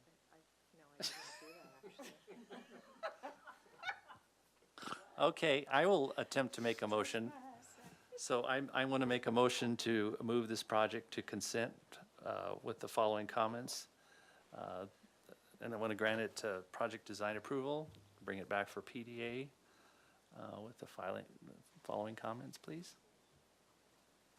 And I'll say the board appreciates the fact that you've lowered the plate heights. We believe you've followed good neighbor policies. The fact that no neighbor showed up and made comments, so that's wonderful. Consistency and appearance of the proposed development is consistent with the scenic character of the city and will enhance the appearance of the neighborhood. Compatibility of the proposed development is compatible with the neighborhood and its size, bulk, and scale, and is appropriate to the site and neighborhood. Quality architecture and materials of the proposed building and structures are designed with quality architectural details. The proposed materials and colors maintain the natural appearance of the ridgeline and hillside. No trees are being affected by this project. Health and safety and welfare has been followed. Good neighbor guidelines have been followed. No public views of the development includes proposed structure, and grading preserves significant public scenic views of and from the hillside. It preserves them.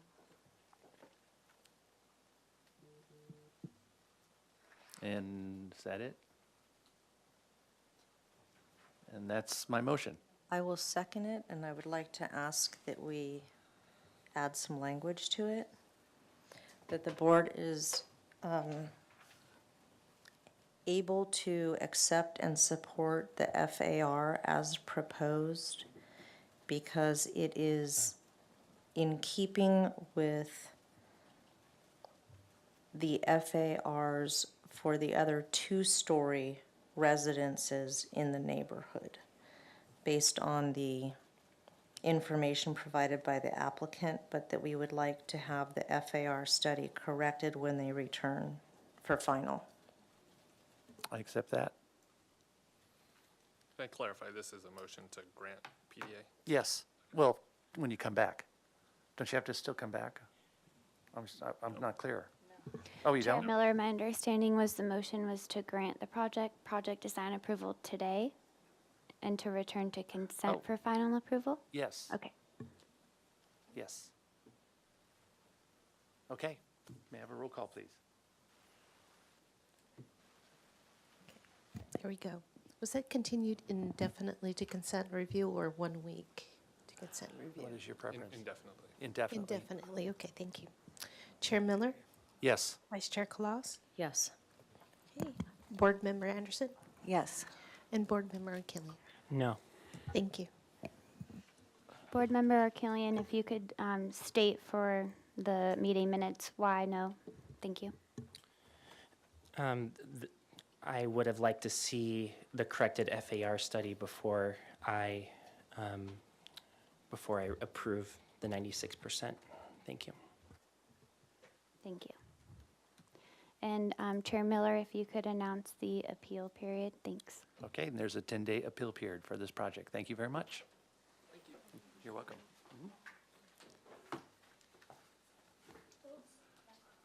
Good luck with the spaghetti.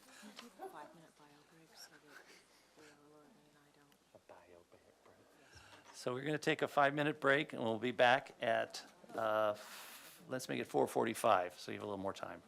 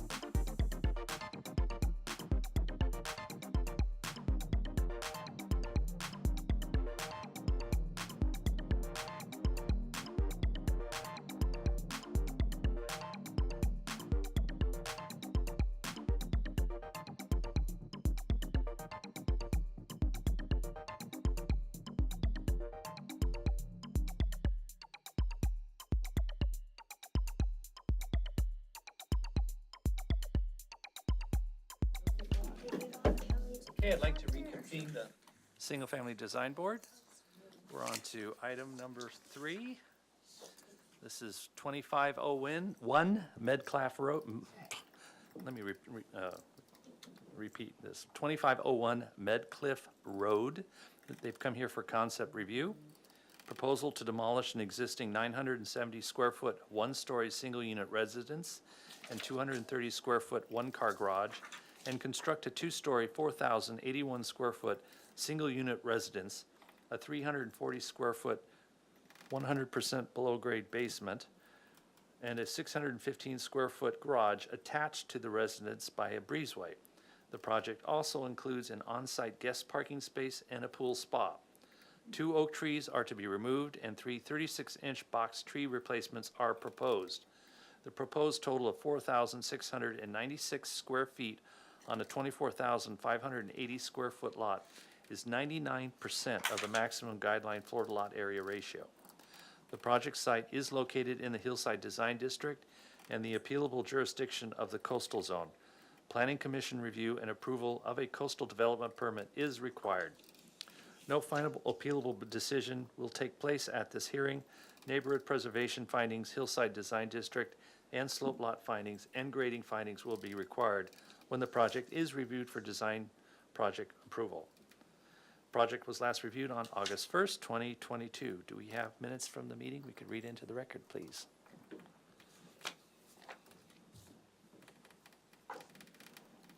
Okay. Comment 1, study the two-story large steel glazing element in the front and how it relates to the main entry of the residence. 2, the board requests a streetscape silhouette study for both the southerly and northerly side of Medcliff Road, including 2 residences to either side of the proposed residence and the 5 residences across the street. 3, the board requests a study of the 20 closest parcels for floor to lot area ratio clarification. 4, consider the board's concerns relative to privacy for the southerly lot that is currently vacant yet buildable. 5, restudy the octagonal element located in the southwesterly corner of the proposed residence as to its applicability to the proposed type of architecture. 6, consider a softer color palette, specifically as it relates to the field color of the residence.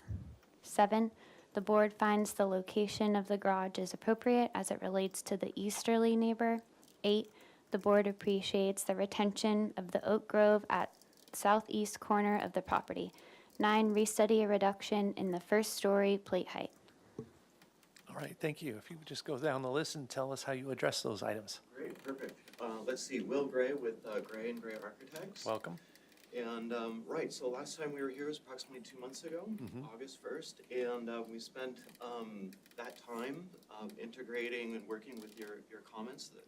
The board's comments were very constructive.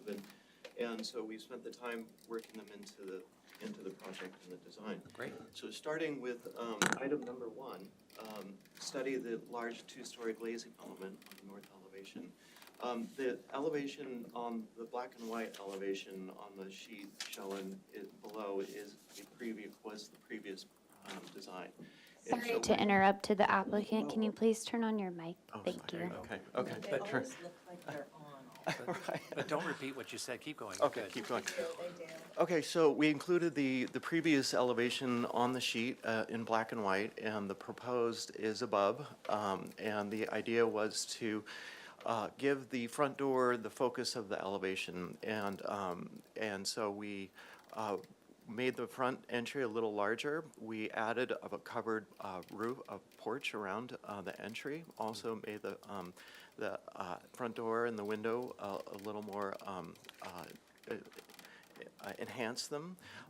The large 2-story window, we reduced that. We aim to play that down. We reduced the width and the height, added divided lights, so the window is more in keeping with the proportion of the windows and doors of the rest of the building. And the west wing on the right side here, we reduced the plate height from 8 feet on the second floor down to 6.5 feet. So that really helped play down the hierarchy with this elevation and gave the focus to the front door. Also, it reduced the massing. As you can see on the black and white elevation below, we were stepping the massing down from our primary ridge here. And so now, with reducing that second floor plate to 6.5 feet, on this side of the project, which is the western side, we're now stepping the massing as well. So we accomplished softening the massing with these moves. Items 2 and 3 were recommended by the board as, I believe, contextual items. And the first being the neighborhood study more immediately around our site, and also a streetscape. And this is our streetscape silhouette study. The plan is in green here, and the elevation is in green. This is the south side of Medcliff. We had the ridge heights surveyed for all the buildings around them, and so the dashed line is our maximum ridge height. And so what we found is the four buildings to the east of our site are within approximately 4 to 5 feet of our maximum height, of our ridge height. And on the west, we found that there was a residence that is actually within 1.5 feet of our height. On the north side, we found that there were two-story buildings. 210 Balboa was approximately 2 feet over our ridge height, and 2420 was approximately 6 inches over our maximum ridge. Over here at 120 Mesa Lane, that was approximately a foot below. So we felt that the existing two-story residences in the neighborhood were within our maximum ridge height. The neighborhood study, the neighborhood FAR study, we did provide a full FAR study for the West Mesa, identifying projects that were large in FAR, but we were asked at the previous meeting to focus more on Medcliff in the immediate area. And so we selected these 20 parcels, and they are the same as the streetscape silhouette. So these are streetscape pictures of the silhouette properties as well. These properties are all documented on this sheet. And we found that, each property has the site area, the square footage per the assessor, and the calculated FAR. The fourth point was the southern parcel. Let's see here. How our proposed design was going to be impacted by this southern parcel and how it was going to respond to this vacant buildable parcel. And at that time, let me go forward to our site plan.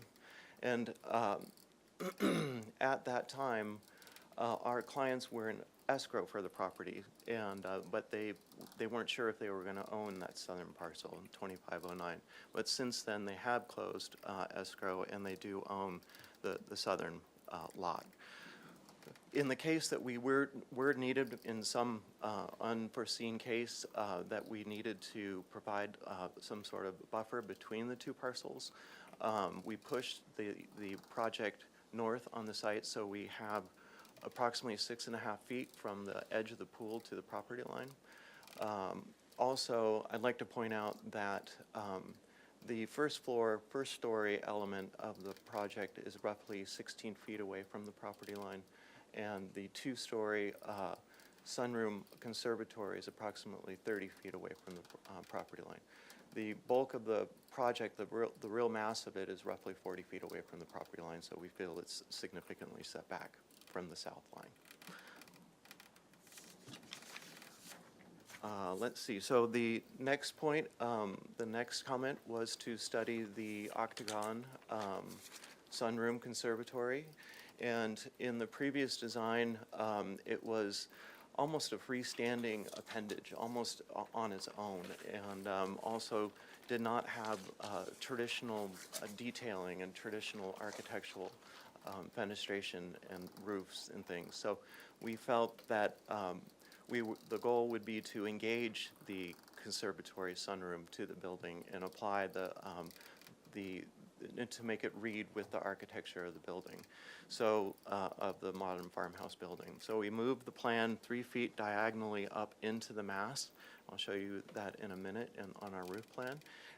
We also engaged the room with the veranda roof, which we felt really helped the proportion of the volume, and also tied it in with the architecture. The windows and doors, they now read similarly. The divided lights and the proportions we feel are similar to the rest of the house, making it less of a freestanding, almost appendage, if you will. Let's see. We did study the reducing the first floor plate height by 6 inches to a foot, and we felt that the benefits were minor compared to the impacts that it had on the interior room proportions. And the height of the doors and windows of all the first floor windows and doors were severely impacted, not only the windows and doors, but also the size of the room, the ceiling height. So we would like to stay with the proposed plate height for the first floor.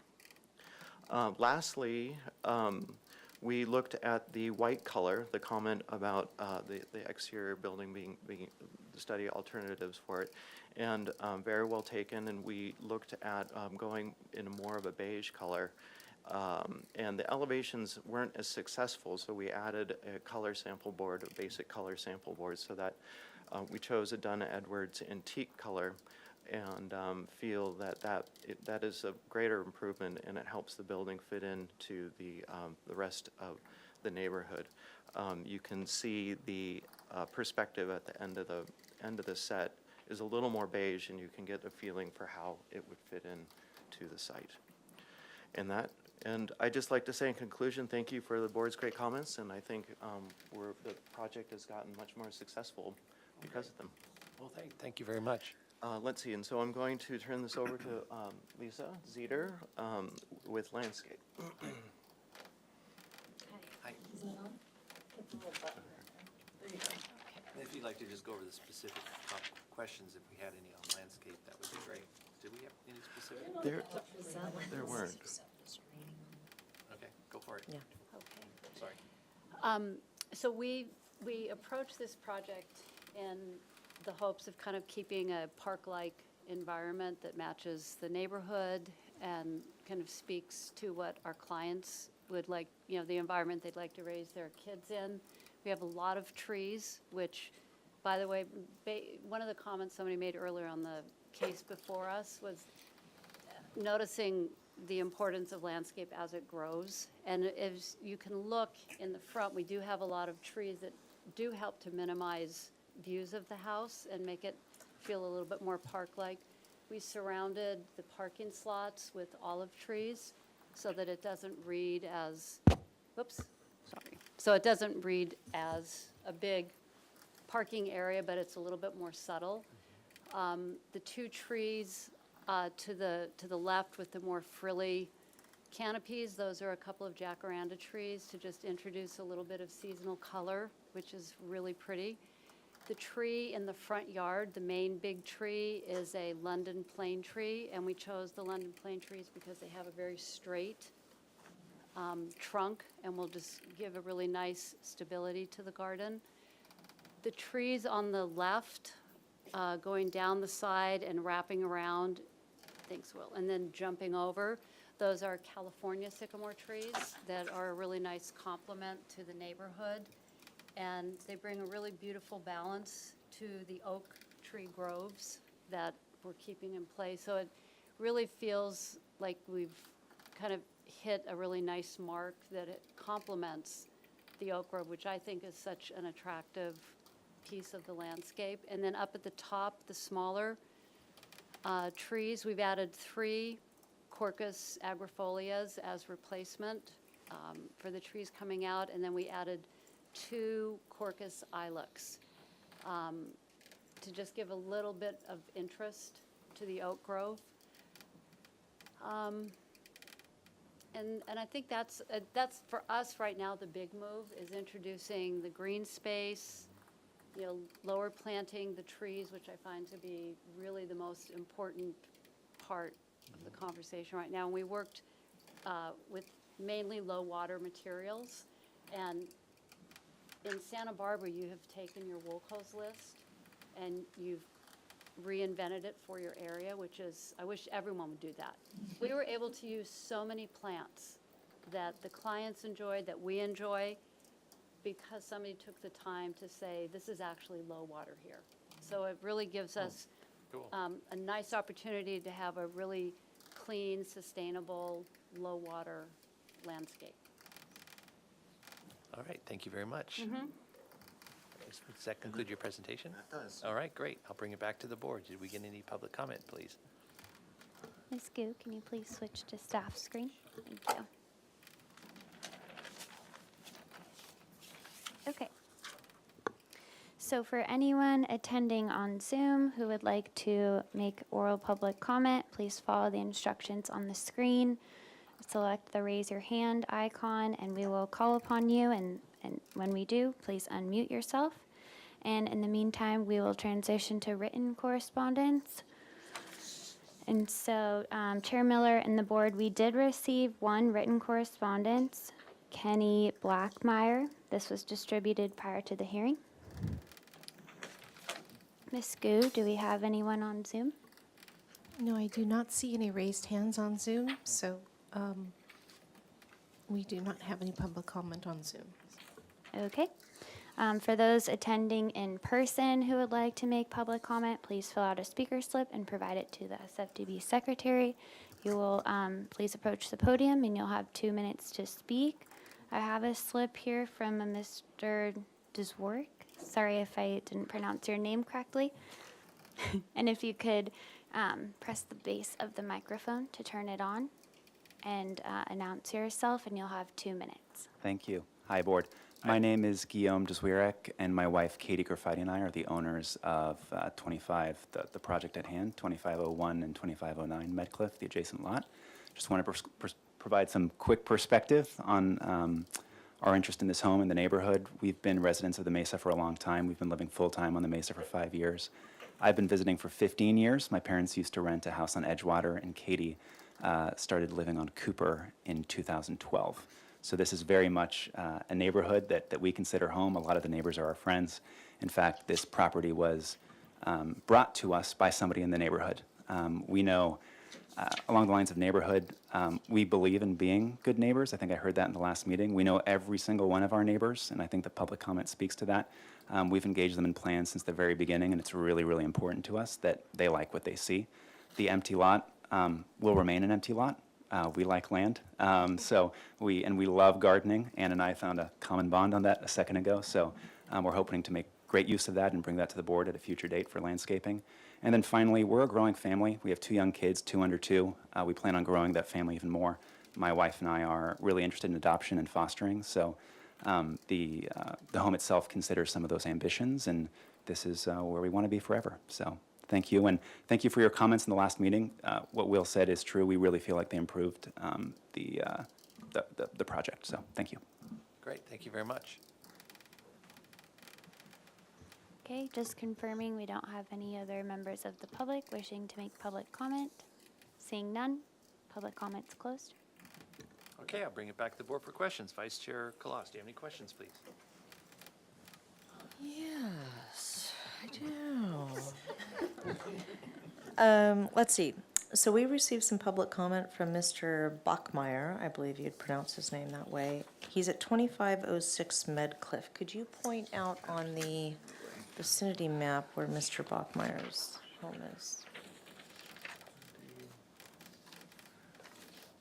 2506 is immediately north of the site, across Medcliff. Okay, so he would be one of the people that would be most impacted, let's say, if there were a view issue, right? So, Okay. You showed us this drawing, and thank you very much for providing us with the information that we asked for related to the silhouettes and the closest FARs. I cannot read this at the scale that it's at.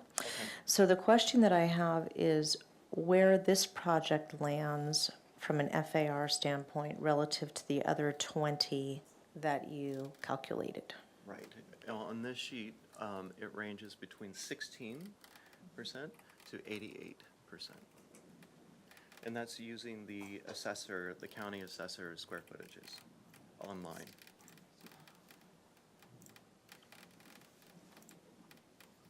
And did you do any analysis as to what the average lot size is around you? No, we. We didn't not- ask for that, but, Not specifically, but I think I could answer to that. Okay. And our lot, this 2501 is roughly 25,000 square feet. And the average lots along Medcliff are, for instance,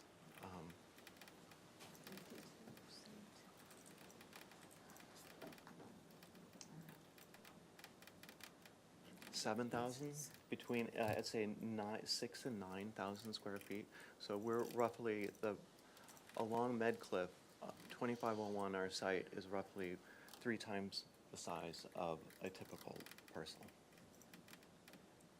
And it's interesting because the parcels below us are along the bluff, and for instance, 2417, 2503, and 2505, and 2511, I guess.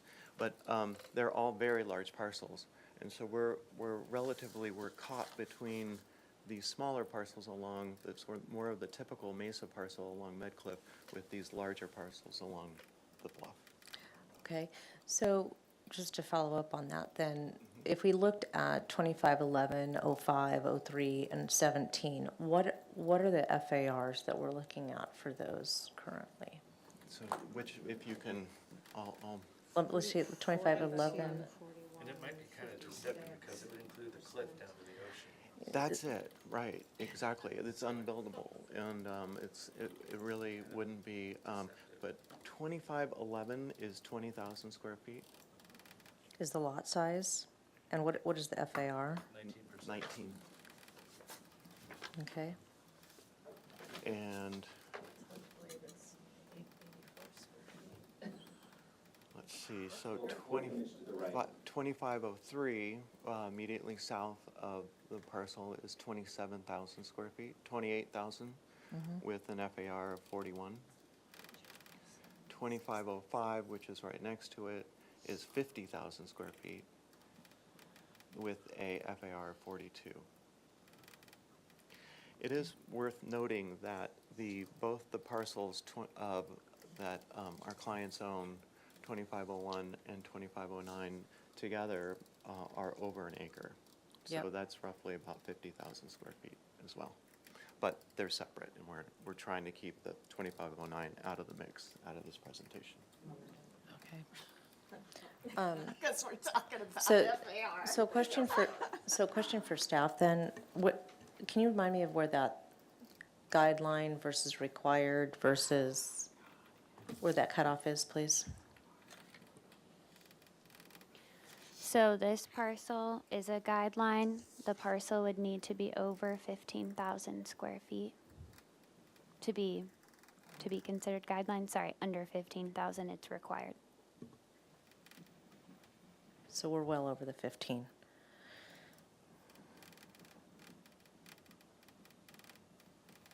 Okay, those are my only questions. Thank you. All right, thank you. Board Member Anderson, do you have any questions, please? Oh, boy. Okay, yeah, that FAR is a tricky one. I'm gonna figure it out later. So on the front window stairway, did you consider a header in between the windows, trellis, awning, extending the porch, more windows than one large window? We looked at breaking it up into multiple smaller windows, similar in proportion above the front door. And I think there was a comment of previously the building was looking almost hotel-like, and it really got very punctuated by the different windows. It was fairly busy. There will be a stair in back of this as well. So we felt that this Understood. this window would allow northern light, indirect light into the building through the stair. There'll also be trees that will Right. somewhat foil the bottom half. So that you see windows above. The way that olive trees grow, they're a little lower and base-like. So that will give the family privacy, but it actually, that window just pops above that. If you were looking at it from the street. If you're looking at from the street, correct. The tree is going to be somewhere around the dashed line. About here. Yes. So you really just are popping up at the top 6 lights. Okay, thank you. The plate heights you went over, I kind of missed it. You reduced everything. We're under the max, so I'm good with that. The octagon, thank you. What is the rail on the top, material-wise? And potentially how high? And then the views to the adjacent neighbor to the, I don't know what that is, maybe west? West, yeah. Can you talk Right. to, because I think that they have there's a house, hard to see, but I didn't drive down that road, but. And I'll jump to a picture of that house. Okay. After I address the architectural questions. And right, we're thinking the railing will be glass. And it'll approximately, we are required to have a 42-inch guardrail. So the Yes. roof will come up to, I'd say, 3 feet above the finish of the finished floor in here. And then the glass will be above that. How much, but we anticipate approximately 12 to 18 16 inches. Yeah, okay. And the,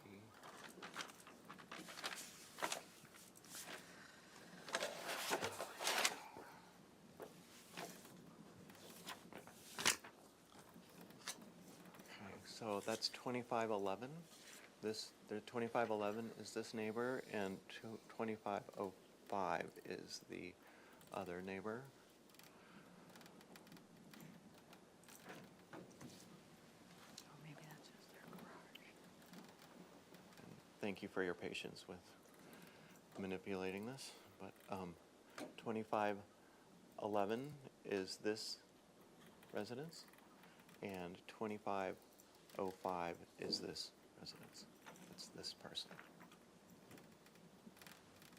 So that that's just their garage that is going to be basically, when you're on the octagon roof.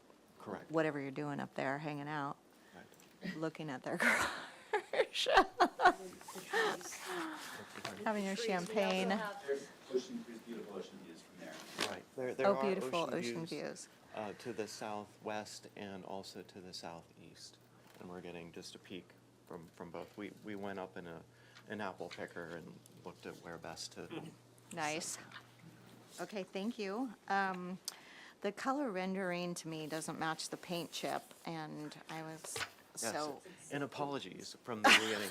Yes, no, we tried to get as much beige into the colored rendering as possible, and that's why we felt it was important to include this beige chip as the control.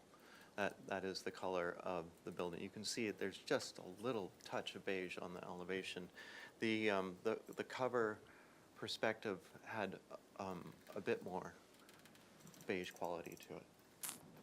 But still, the color the Dunn Edwards antique will be is what you're looking at. That's Okay, right. thank you for that clarification. The posts, what do you propose on the posts on the first floor, around the entry? It'll be the same color. Okay, sorry, I didn't clarify. Material. Material.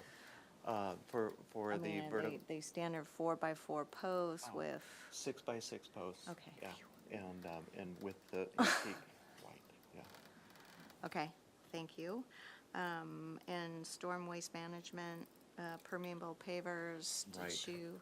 And we worked with Flowers and Associates and have a proposed Oh, okay, we went over, did we stormwater go over management that plan.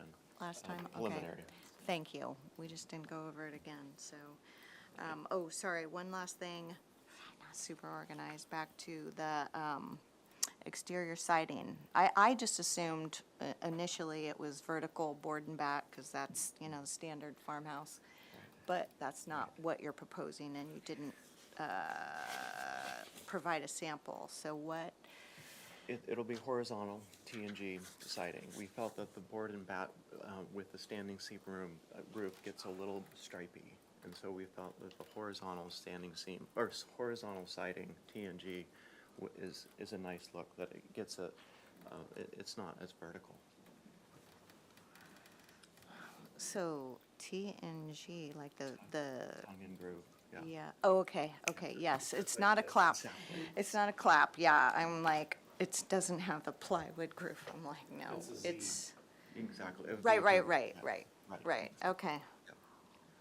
I can jump forward to that elevation again. Well, It's the vanishing house. It's really white now. sorry, that's it. I mean, of course, we want a sample of that included. Don't rush it. No, don't get it back. Right? Hands off.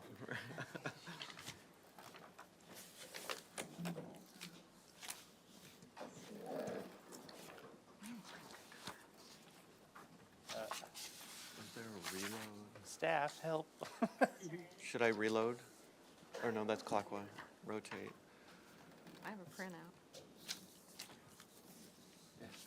Paper. Oh, is that it on there? Oh, there it is. It's that page, the other one's fine. Let's just try this. Sometimes there's too much going on. They are big files. What sheet was it? How far down in the set is it? I can, yeah, just a couple more.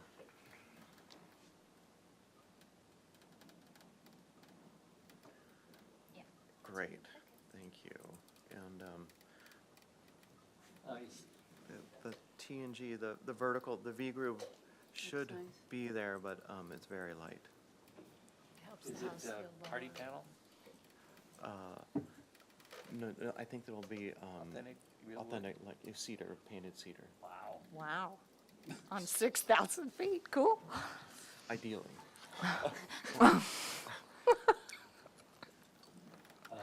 Okay, great.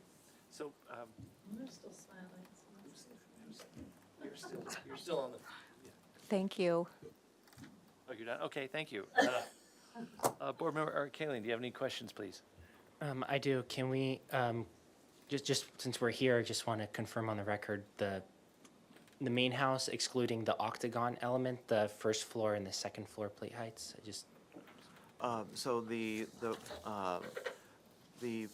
first floor plate height is 10 feet. We have 12 feet from finished floor to finished floor, but we intend to, that 2 feet, we'll need that for structure in the systems. The first floor rooms are there's long spans, so we'll need to keep 2 feet at least to keep a 10-foot ceiling height in those rooms. The conservatory sunroom is a 2-story space. And the second floor is an 8-foot plate typically. This is the conservatory. It is 2 stories. And the rest of the second floor is typically an 8-foot plate, with the west wing being at 6'6". so typically it's 8 feet, but what does it go up to? Does it go up any higher in some areas, or just? It's that's it? 8 all the way through. Yep. Okay. Right. Okay, got it. And then may have missed it on my plan review, excuse me, but the roof deck above the octagon area, what was the height of that? Just want to confirm it. So we're Right. talking about I it. believe it's 24 feet to the top of the railing. Okay, that's all I have. Thank you. right, thank you. Do you have any architectural details of your window trim or of the wall siding? You haven't done that yet? Yet, and I think the next step is going to the planning commission, and we wanted to get through this conceptual first. Just curious to know if this was kind of the approach you were thinking of for the windows, something like that. With the skirt below, the Yeah, sill. is that what you were thinking? Yes, traditional. Because you don't have it on here, so that would look really nice on this house. Right. And so and then the siding would do something like this. Yeah. Correct? Yep. Okay. Mhm. Um, Those were my only questions, so I'll bring it back to comments. Board Vice Chair Colossus, do you have any comments, please? I have a comment, but I'd like to ask a question because it may negate the comment. So on the front elevation, you have this brow that's forming your front covered porch, and it returns back to, I'll call it the main body of the residence, where the tall glazing element is. Can you show me in plan how that resolves itself? Right, and as the roof dies back to this plane where the window is, and I'll show you in a minute plan, we hold the roof away approximately a foot from the wall. And, Just a reminder to the applicant, please speak into the microphone. Oh, okay.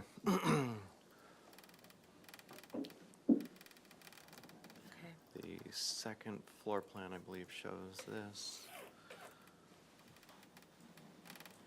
a little more clearly. You can see that the roof, as this lower roof, as it turns back to the wall, is held away.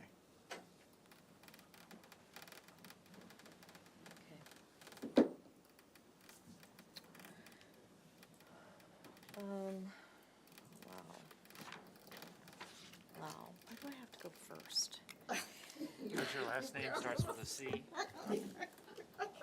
It starts with an A. But you're the vice chair, you ain't. Okay. Wow. And by the way, I just read off, I mean, if you want him to go first. Sure. I could do that. No, I mean, I'll take my licks. It's okay. The house is beautiful. I think that the landscaping is going to significantly help to soften it. I think it's critical to sort of bring down, the perceived bulk of this and verticality of it relative to neighbors. I really appreciate the fact that we had some positive comments from the neighbor across the street, because I think they would be the most impacted.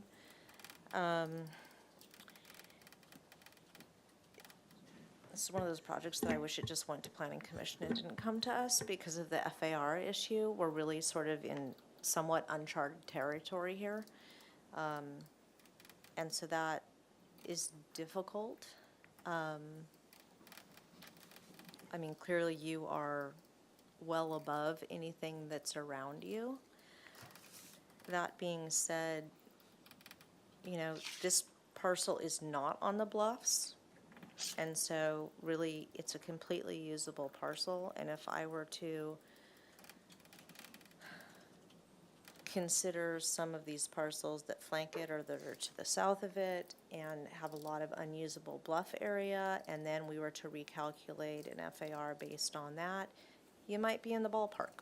I don't know. Hard to say.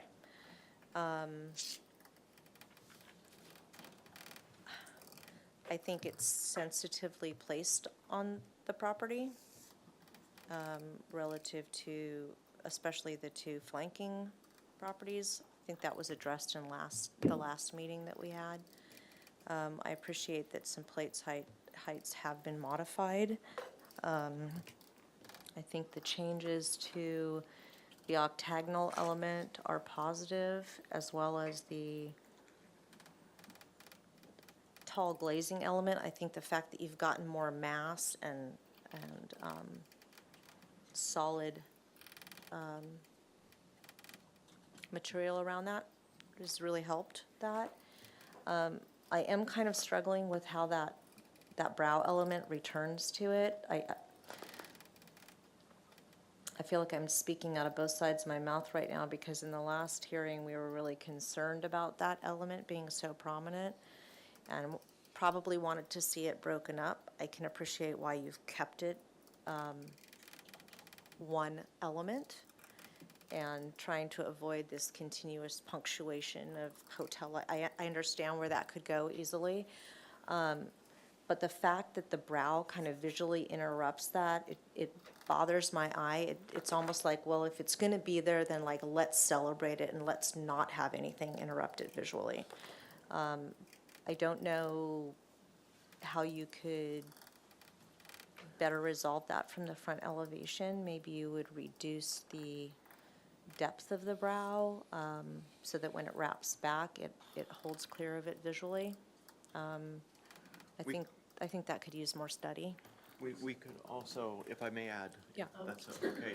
Instead of running the roof, this brow back almost to the wall, we could just turn it simply so it's 2 or 3 feet back, and then maybe add a planting or a tree or something. We could do in that. vines, or something And so that there's a- makes it like, feel secretly secured.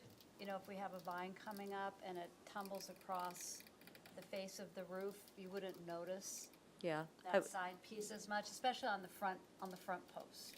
I mean, I would just encourage you to look at that more. I think that lower element, it's a really important element because it's grounding this elevation, because it's a consistent element at that elevation on this facade. But I'm just concerned how it stops your eye there and it breaks it up. So that's a challenge for you.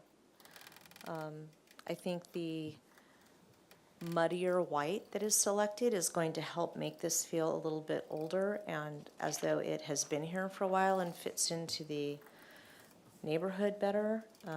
It would be very helpful to actually have that true color palette in front of us, because nothing renders properly, and I suspect the antique white is not that dark or deep. So it would be helpful to actually have that tangibly in front of us in future reviews.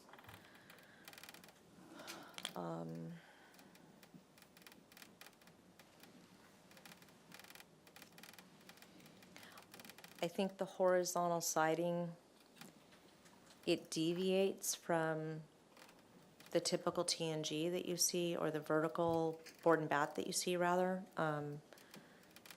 frequently on the Mesa.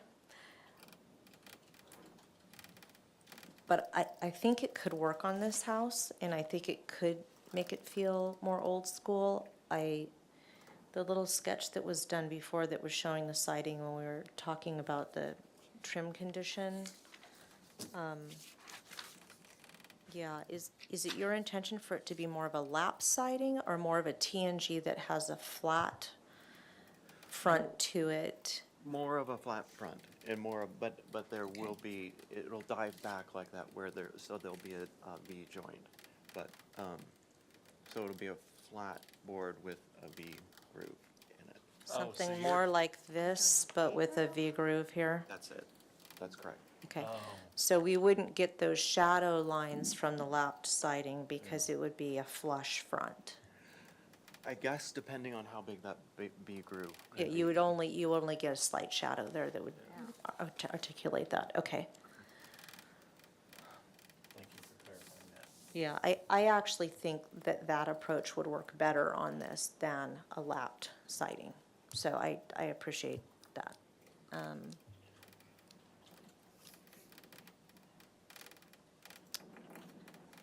Those are my only comments. I struggle with how we justify this from an FAR standpoint. I think we probably need to have a discussion as a board before we make a motion, but I think the project's very appealing. I would like to see some screening on the south side of the parcel, because I can appreciate the fact that the owners have acquired the other property, but the fact that a lot line adjustment hasn't been made and that there was a specific comment saying we don't want to observe that in terms of the FAR tells me that these still are two distinct separate parcels.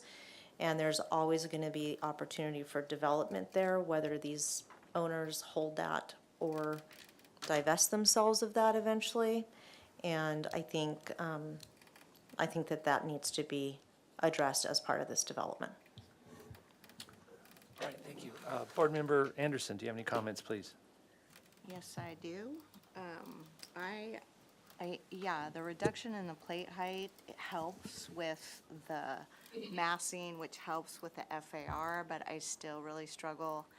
I mean, I didn't before, but now I do, just knowing the neighborhood with 6,000 feet and how that fits in with the adjacent neighbors. I'm struggling with that, the size and the 99% FAR.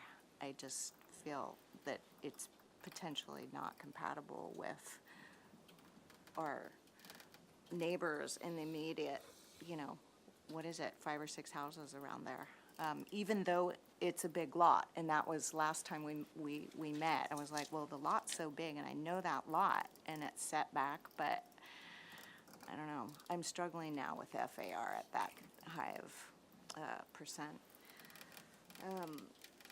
The two-story window, I still feel for me is awkward. I think it's actually the reverse to me of what you said. That looks more like a hotel, this, two-story full-height window, and I have a similar design issue. So I know this design issue on a Mesa residence as well. I think that, even the header in between, the floors would potentially make that difference to break it up so that it's not this huge amount two-story glass. And I understand the reasoning, I understand the, tree, but, plantings aren't permanent. So that, for me, isn't necessarily a valid point with the tree. But yeah, so I just feel, visually it's not appropriate still. The materials, what Leslie stated about colors and siding, I need to see the rendering accurately reflecting the materials and the colors. Right now, I still, feel like it's that modern, white and black farmhouse, and I can't really see what it's going to look like with the antique white and the, whatever horizontal siding you choose. And can you add in the chimney finish? Do we know what the chimney finish is? Did you call that out? Right, it'll Or be stone?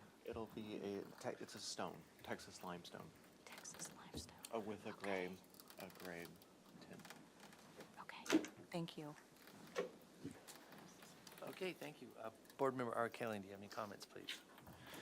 I do. So, I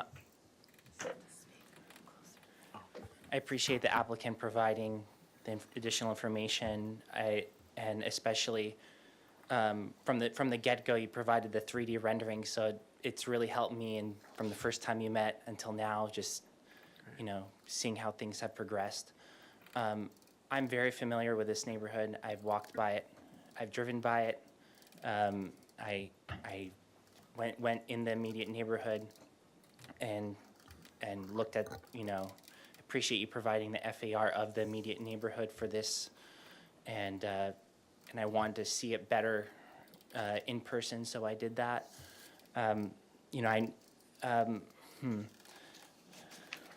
What I can say to start is I'm also struggling with the FAR based on the findings from the study. I'm looking at what's on the screen right now. Seeing I understand there's going to be some modifications, color, some things that the other board members have suggested, but in terms of fitting with other homes in the neighborhood, I'm struggling with that right now. One thing is, also what Board Member Anderson said, the two-story glazing in the front. I compared the previous revision. I saw that there was a reduction in the glazing area. That's appreciated, but I'm still struggling with that element. I believe it should be studied or broken up.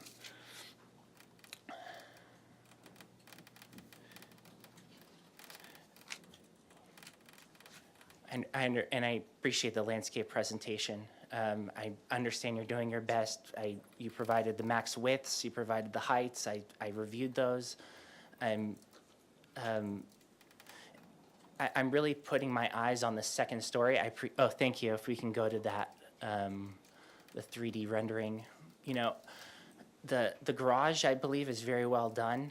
I love how those elevations, it feels very Mesa, with the roof line and how it's presented from the street. But I'm looking at the main house from street view and how the second story crosses from one side to another, and that element just does not feel like it speaks to our guidelines very well. If we can go to the silhouette study as well, I feel like that kind of illustrates my point a little bit better.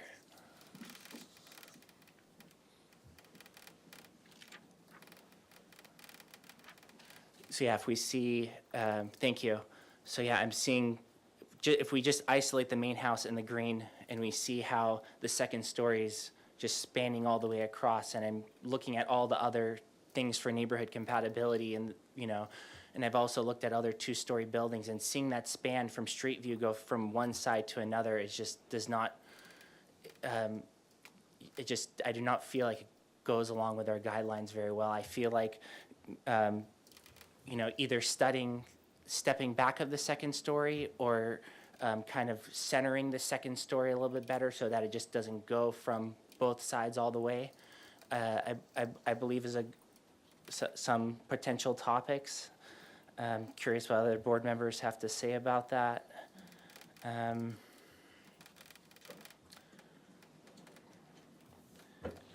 The octagon, I appreciate you, restudying the glazing on that, excuse me, and the roof, how I saw from the previous and the current 3D, how you connected all the roofs together on the first floor of the octagon, trying to integrate it more.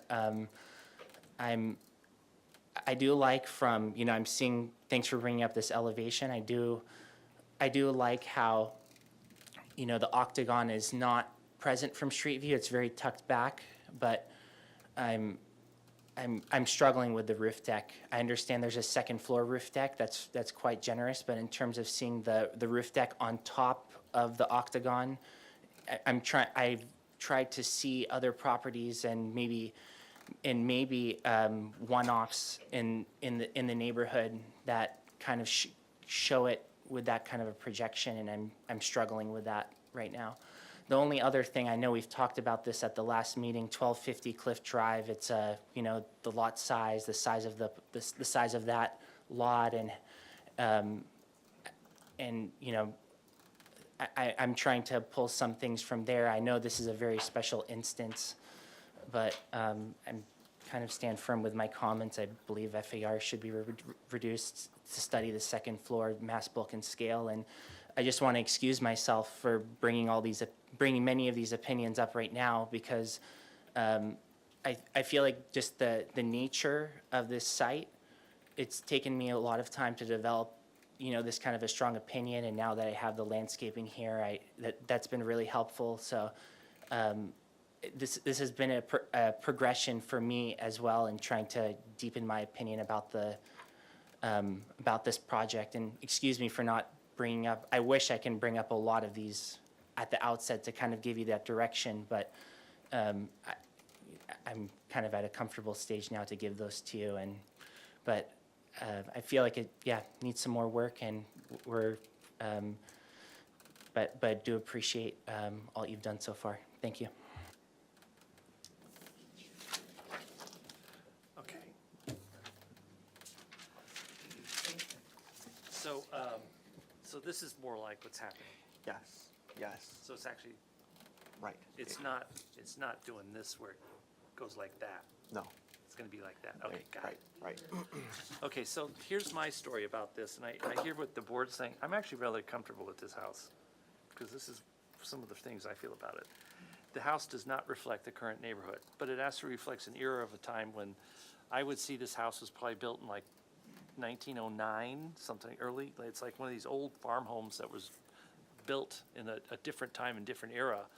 And if it's done right, and if the detailing is done right, it adds a lot of charm and magic to a neighborhood, even though it doesn't match in terms of size, bulk, and scale. And I understand my colleagues struggle with the octagon, but if you looked at buildings built at that era, big farmhouses, this is kind of what they looked like. And they had those funny little pop-outs, because it's a takeoff from Victorian era homes. So it had a very irrational feel to it. So, and it's kind of a fun, playful way of approaching architecture, which was the whole idea. So I don't have any problem with the octagon. I don't have a problem with the roof deck, because they did that too. Of course, their roof decks would have this very fancy banister made of iron with pop-outs and filigree and. Widow's Walk. Exactly. And that's why I asked you about the detailing around the windows. It's the problem with these AutoCAD drawings is they don't really express the emotional feeling, because this could be an incredibly charming home. And it does reflect, it could, if it's, like I said, if it's done right with the detailing, it'll look like a farmhouse built from the beginning of the last century, which could really contribute to the neighborhood. And as far as these irrational things where the roof is in front of a window, they did that. I mean, it was common to see little funny things that didn't quite jive.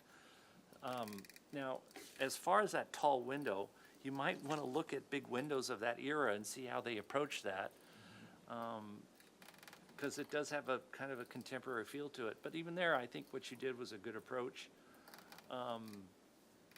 But yeah, you would typically, a house of the turn of the last century wouldn't have a window that big, or they'd do something really funny, or, you know, they would approach it with some kind of detail accent to it, like they'd do something to it to make it interesting or pretty or whatever. Yeah. An old mill or something, right? Yes, so that, you know, so that may work. So I don't have a problem with that argument. The high FAR in this particular style of home, I would not have a problem. If this was an ultra-modern home with flat roofs, no way, I would accept the high FARs. I'd say you'd have to really cut it back. But in this case, you have the potential here of showing an old farmhouse that used to be here long before the neighborhood was built. And so that kind of is what is informing me with this house. So, like I said, so in that case, I'm comfortable with the high FAR, and also the fact that you did buy the adjoining property, which is huge. So that kind of mitigates the impact of that high FAR, I think, which is important to underscore in this particular development. So with that said, I don't know if I've neutralized everything everyone else said. They do need to have a motion to move forward. If it helps the conversation, I can get on board with that. Okay. Because I do think it's fabulous, and there are some old little farmhouses, like way down at the end, kind of near the Douglas Preserve, right, that this feels like. So I think what's going to become really critical is the detailing on this, right, so that it does feel, you're going to be walking a delicate line between probably what your client wants, and I'm guessing, which is the modern farmhouse, versus us kind of wanting it to feel like the old original farmhouse that you know, sold off the lemon orchard back in the day, right? Douglas, the one you walk in on the right-hand side of the trees, that's exactly The owner's right there, so. Yeah. So I think, you know, I think that's the challenge for for it to come off right, if we're gonna buy off on the FAR, is that there's gotta be some more traditional detailing on this, and that it's not just the stripped-down HGTV farmhouse that we're seeing rotely regurgitated over and over right now. Yeah. Correct. Yeah, exactly. If that helps. Yes, that's brilliant. So, with that being said, would you like to entertain a motion? And you're here for concept, so you're here for, get to move on to design approval. Or So plan. or come back for comments with these, with our comments. Mr. Chair? Yeah. We do have to go off to the Planning Commission for Okay. a coastal development permit. Yes. And they also sort of, they look to your board for the architecture, the mass, bulk, and scale. Right. Neighborhood compatibility, while they do have a similar finding that you do, that they like you doing that hard work for them. So I guess the question is, do you want them to come back here with showing more of the detailing, or are they ready to go before the Planning Commission or the Coastal Commission? I think we need to take a straw vote on the FAR, because I think we've got mixed feelings on the board, and it may be that there's, yeah, I'll just leave it at that. All right, so let's do a straw vote about the FAR. So would you like to do that? Okay, Who is yes. comfortable with the 99% FAR? Okay. Guideline. Okay, here we go. Okay, Chair Miller, Yes. Vice Chair Kalas, Yes. okay. Board Member Anderson, No. okay. And Board Member Achillian. No. All right. Aye. And we don't have enough people here to, okay. Sure. So I'm gonna try to just, can I make a motion in an Absolutely. attempt to move this towards something where we might be able to find consensus in an ensuing meeting? Okay. Okay, so I'd like to make a motion that the project be continued back to our board for conceptual design review, for further conceptual design review. We appreciate all of the information that the applicant has brought in order for us to be able to evaluate the project relative to the surrounding neighborhood. We appreciate the reduction in the FAR and the manner in which the board is attempting to address our concerns about the color palette, as well as the octagonal element on the project. We would like the applicant to consider, well, we'd like the applicant to study the massing of the proposed project. And Mr. Achillian, this is me attempting to address your concern, most specifically on the, I think it would be the west side of the project. I think you're maybe wanting to see some step down on the west side, is the impression I get.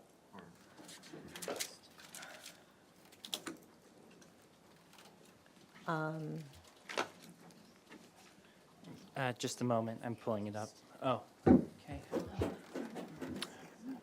We have one more image that might be helpful. I forgot. Okay. Go ahead, Ohan. Mr. Achillian. While they're talking, So the west, along the north elevation, the west side of the second story, can you clarify that? This is east. Okay. It would be on the right-hand side of the lower image that I thought might be your concern. You were talking about the two-story element all across the top. All the way across, each side, all the way.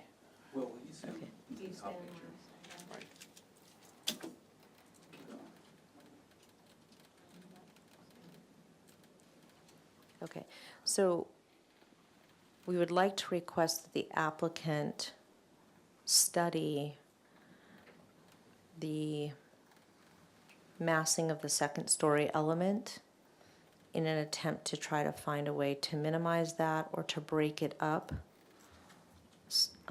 slightly. we would ask that you continue to study the two-story glazing element on the north elevation. And that you, I know this is difficult, but try to get the drawings presented to better reflect the color palette and the finishes. And I know that's a hard one, but, And the detailing. and the detailing. And then just as a comment to add to the motion,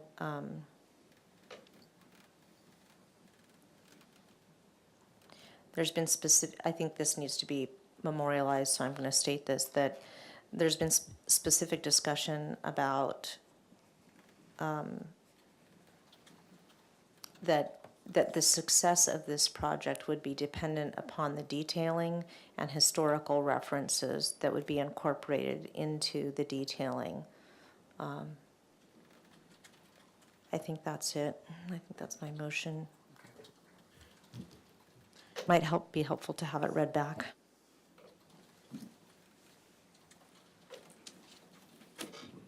Ms. Gu, are you able to read the motion back, or the comments? Give it a try.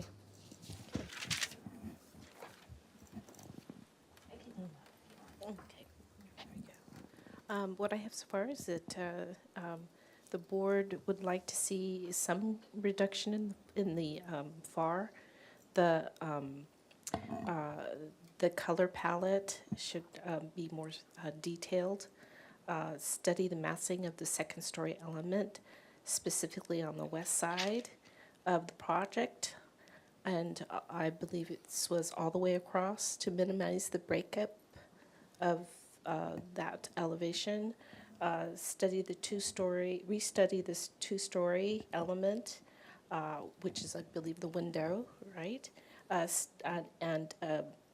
The board states that the success of the project depends on the detailing of the project and style. I have two things to add. The board was generally in support of the octagon element, I believe, and to also try to better articulate and reflect in the drawings the proposed colors, materials, and detailing and finishes. I'd like to add to the motion that there be screening on the south side of the property, landscape screening. And I think we can clean up the language regarding the two-story element when we see the draft minutes come out. So the motion stands. Okay, do I have a second? Do I have a second? I second, but I would like to make it make an amendment to it. Where it said to study the massing of the second story, I would like to add particularly along the north elevation from street view. Thanks. Can I ask a clarifying question on that one? Yes. Just so we're not going back and forth. Will, can you go up to the one above that? Yeah. I just want to make sure that we understand and have precedence. So when you look at the two homes behind the home we're building, they both have two-story elements that go all the way across. So I want to make sure we're acting on the feedback The properly. only thing I can say that of the motion is it's a study, it's not a recommendation. So, And may I ask for the clarification when you mentioned the two-story portion from the street? Is this the part of the building that you're asking to look at? You know what, can Or- we just action the motion? Can we get the motion completed and then happy to provide clarification on it? Okay. There's motion on the table. Second. all right, thank you. May I have a roll call, please? Here we go. Chair Miller, Yes. Vice Chair Claus, Yes. Board Member Killian, Yes. Board Member Anderson. Yes. Motion passes. Thank you. Happy to provide clarity. Terrific. The second-story mass reduction, what specifically, what part of the building are you referencing? As we have brought down this western wing significantly with plate height. Are you thinking that this element is too large now? Or, Just how the massing of the second story spans from one side all the way to the other. here to there? Correct. From here And to there. either making the either making the massing more central on the second story or tucking the entire second story massing further back. And I'm referencing sheet 4344 TS of our guidelines that's how I came about that. Okay. Thank you. I think generally how it relates to the FAR as well. I mean, just overall, you know, the full two-story, so if there's a way to Here's reduce. the thing, I have no problem with it. That's, you know, so it's not a unanimous feel, so it's a recommendation, so you got wiggle room, wiggle room. Okay, I think that's the last item on our agenda. I'd like to conclude our Single Family Design Board for September 26th. Thank you very much. Thank you.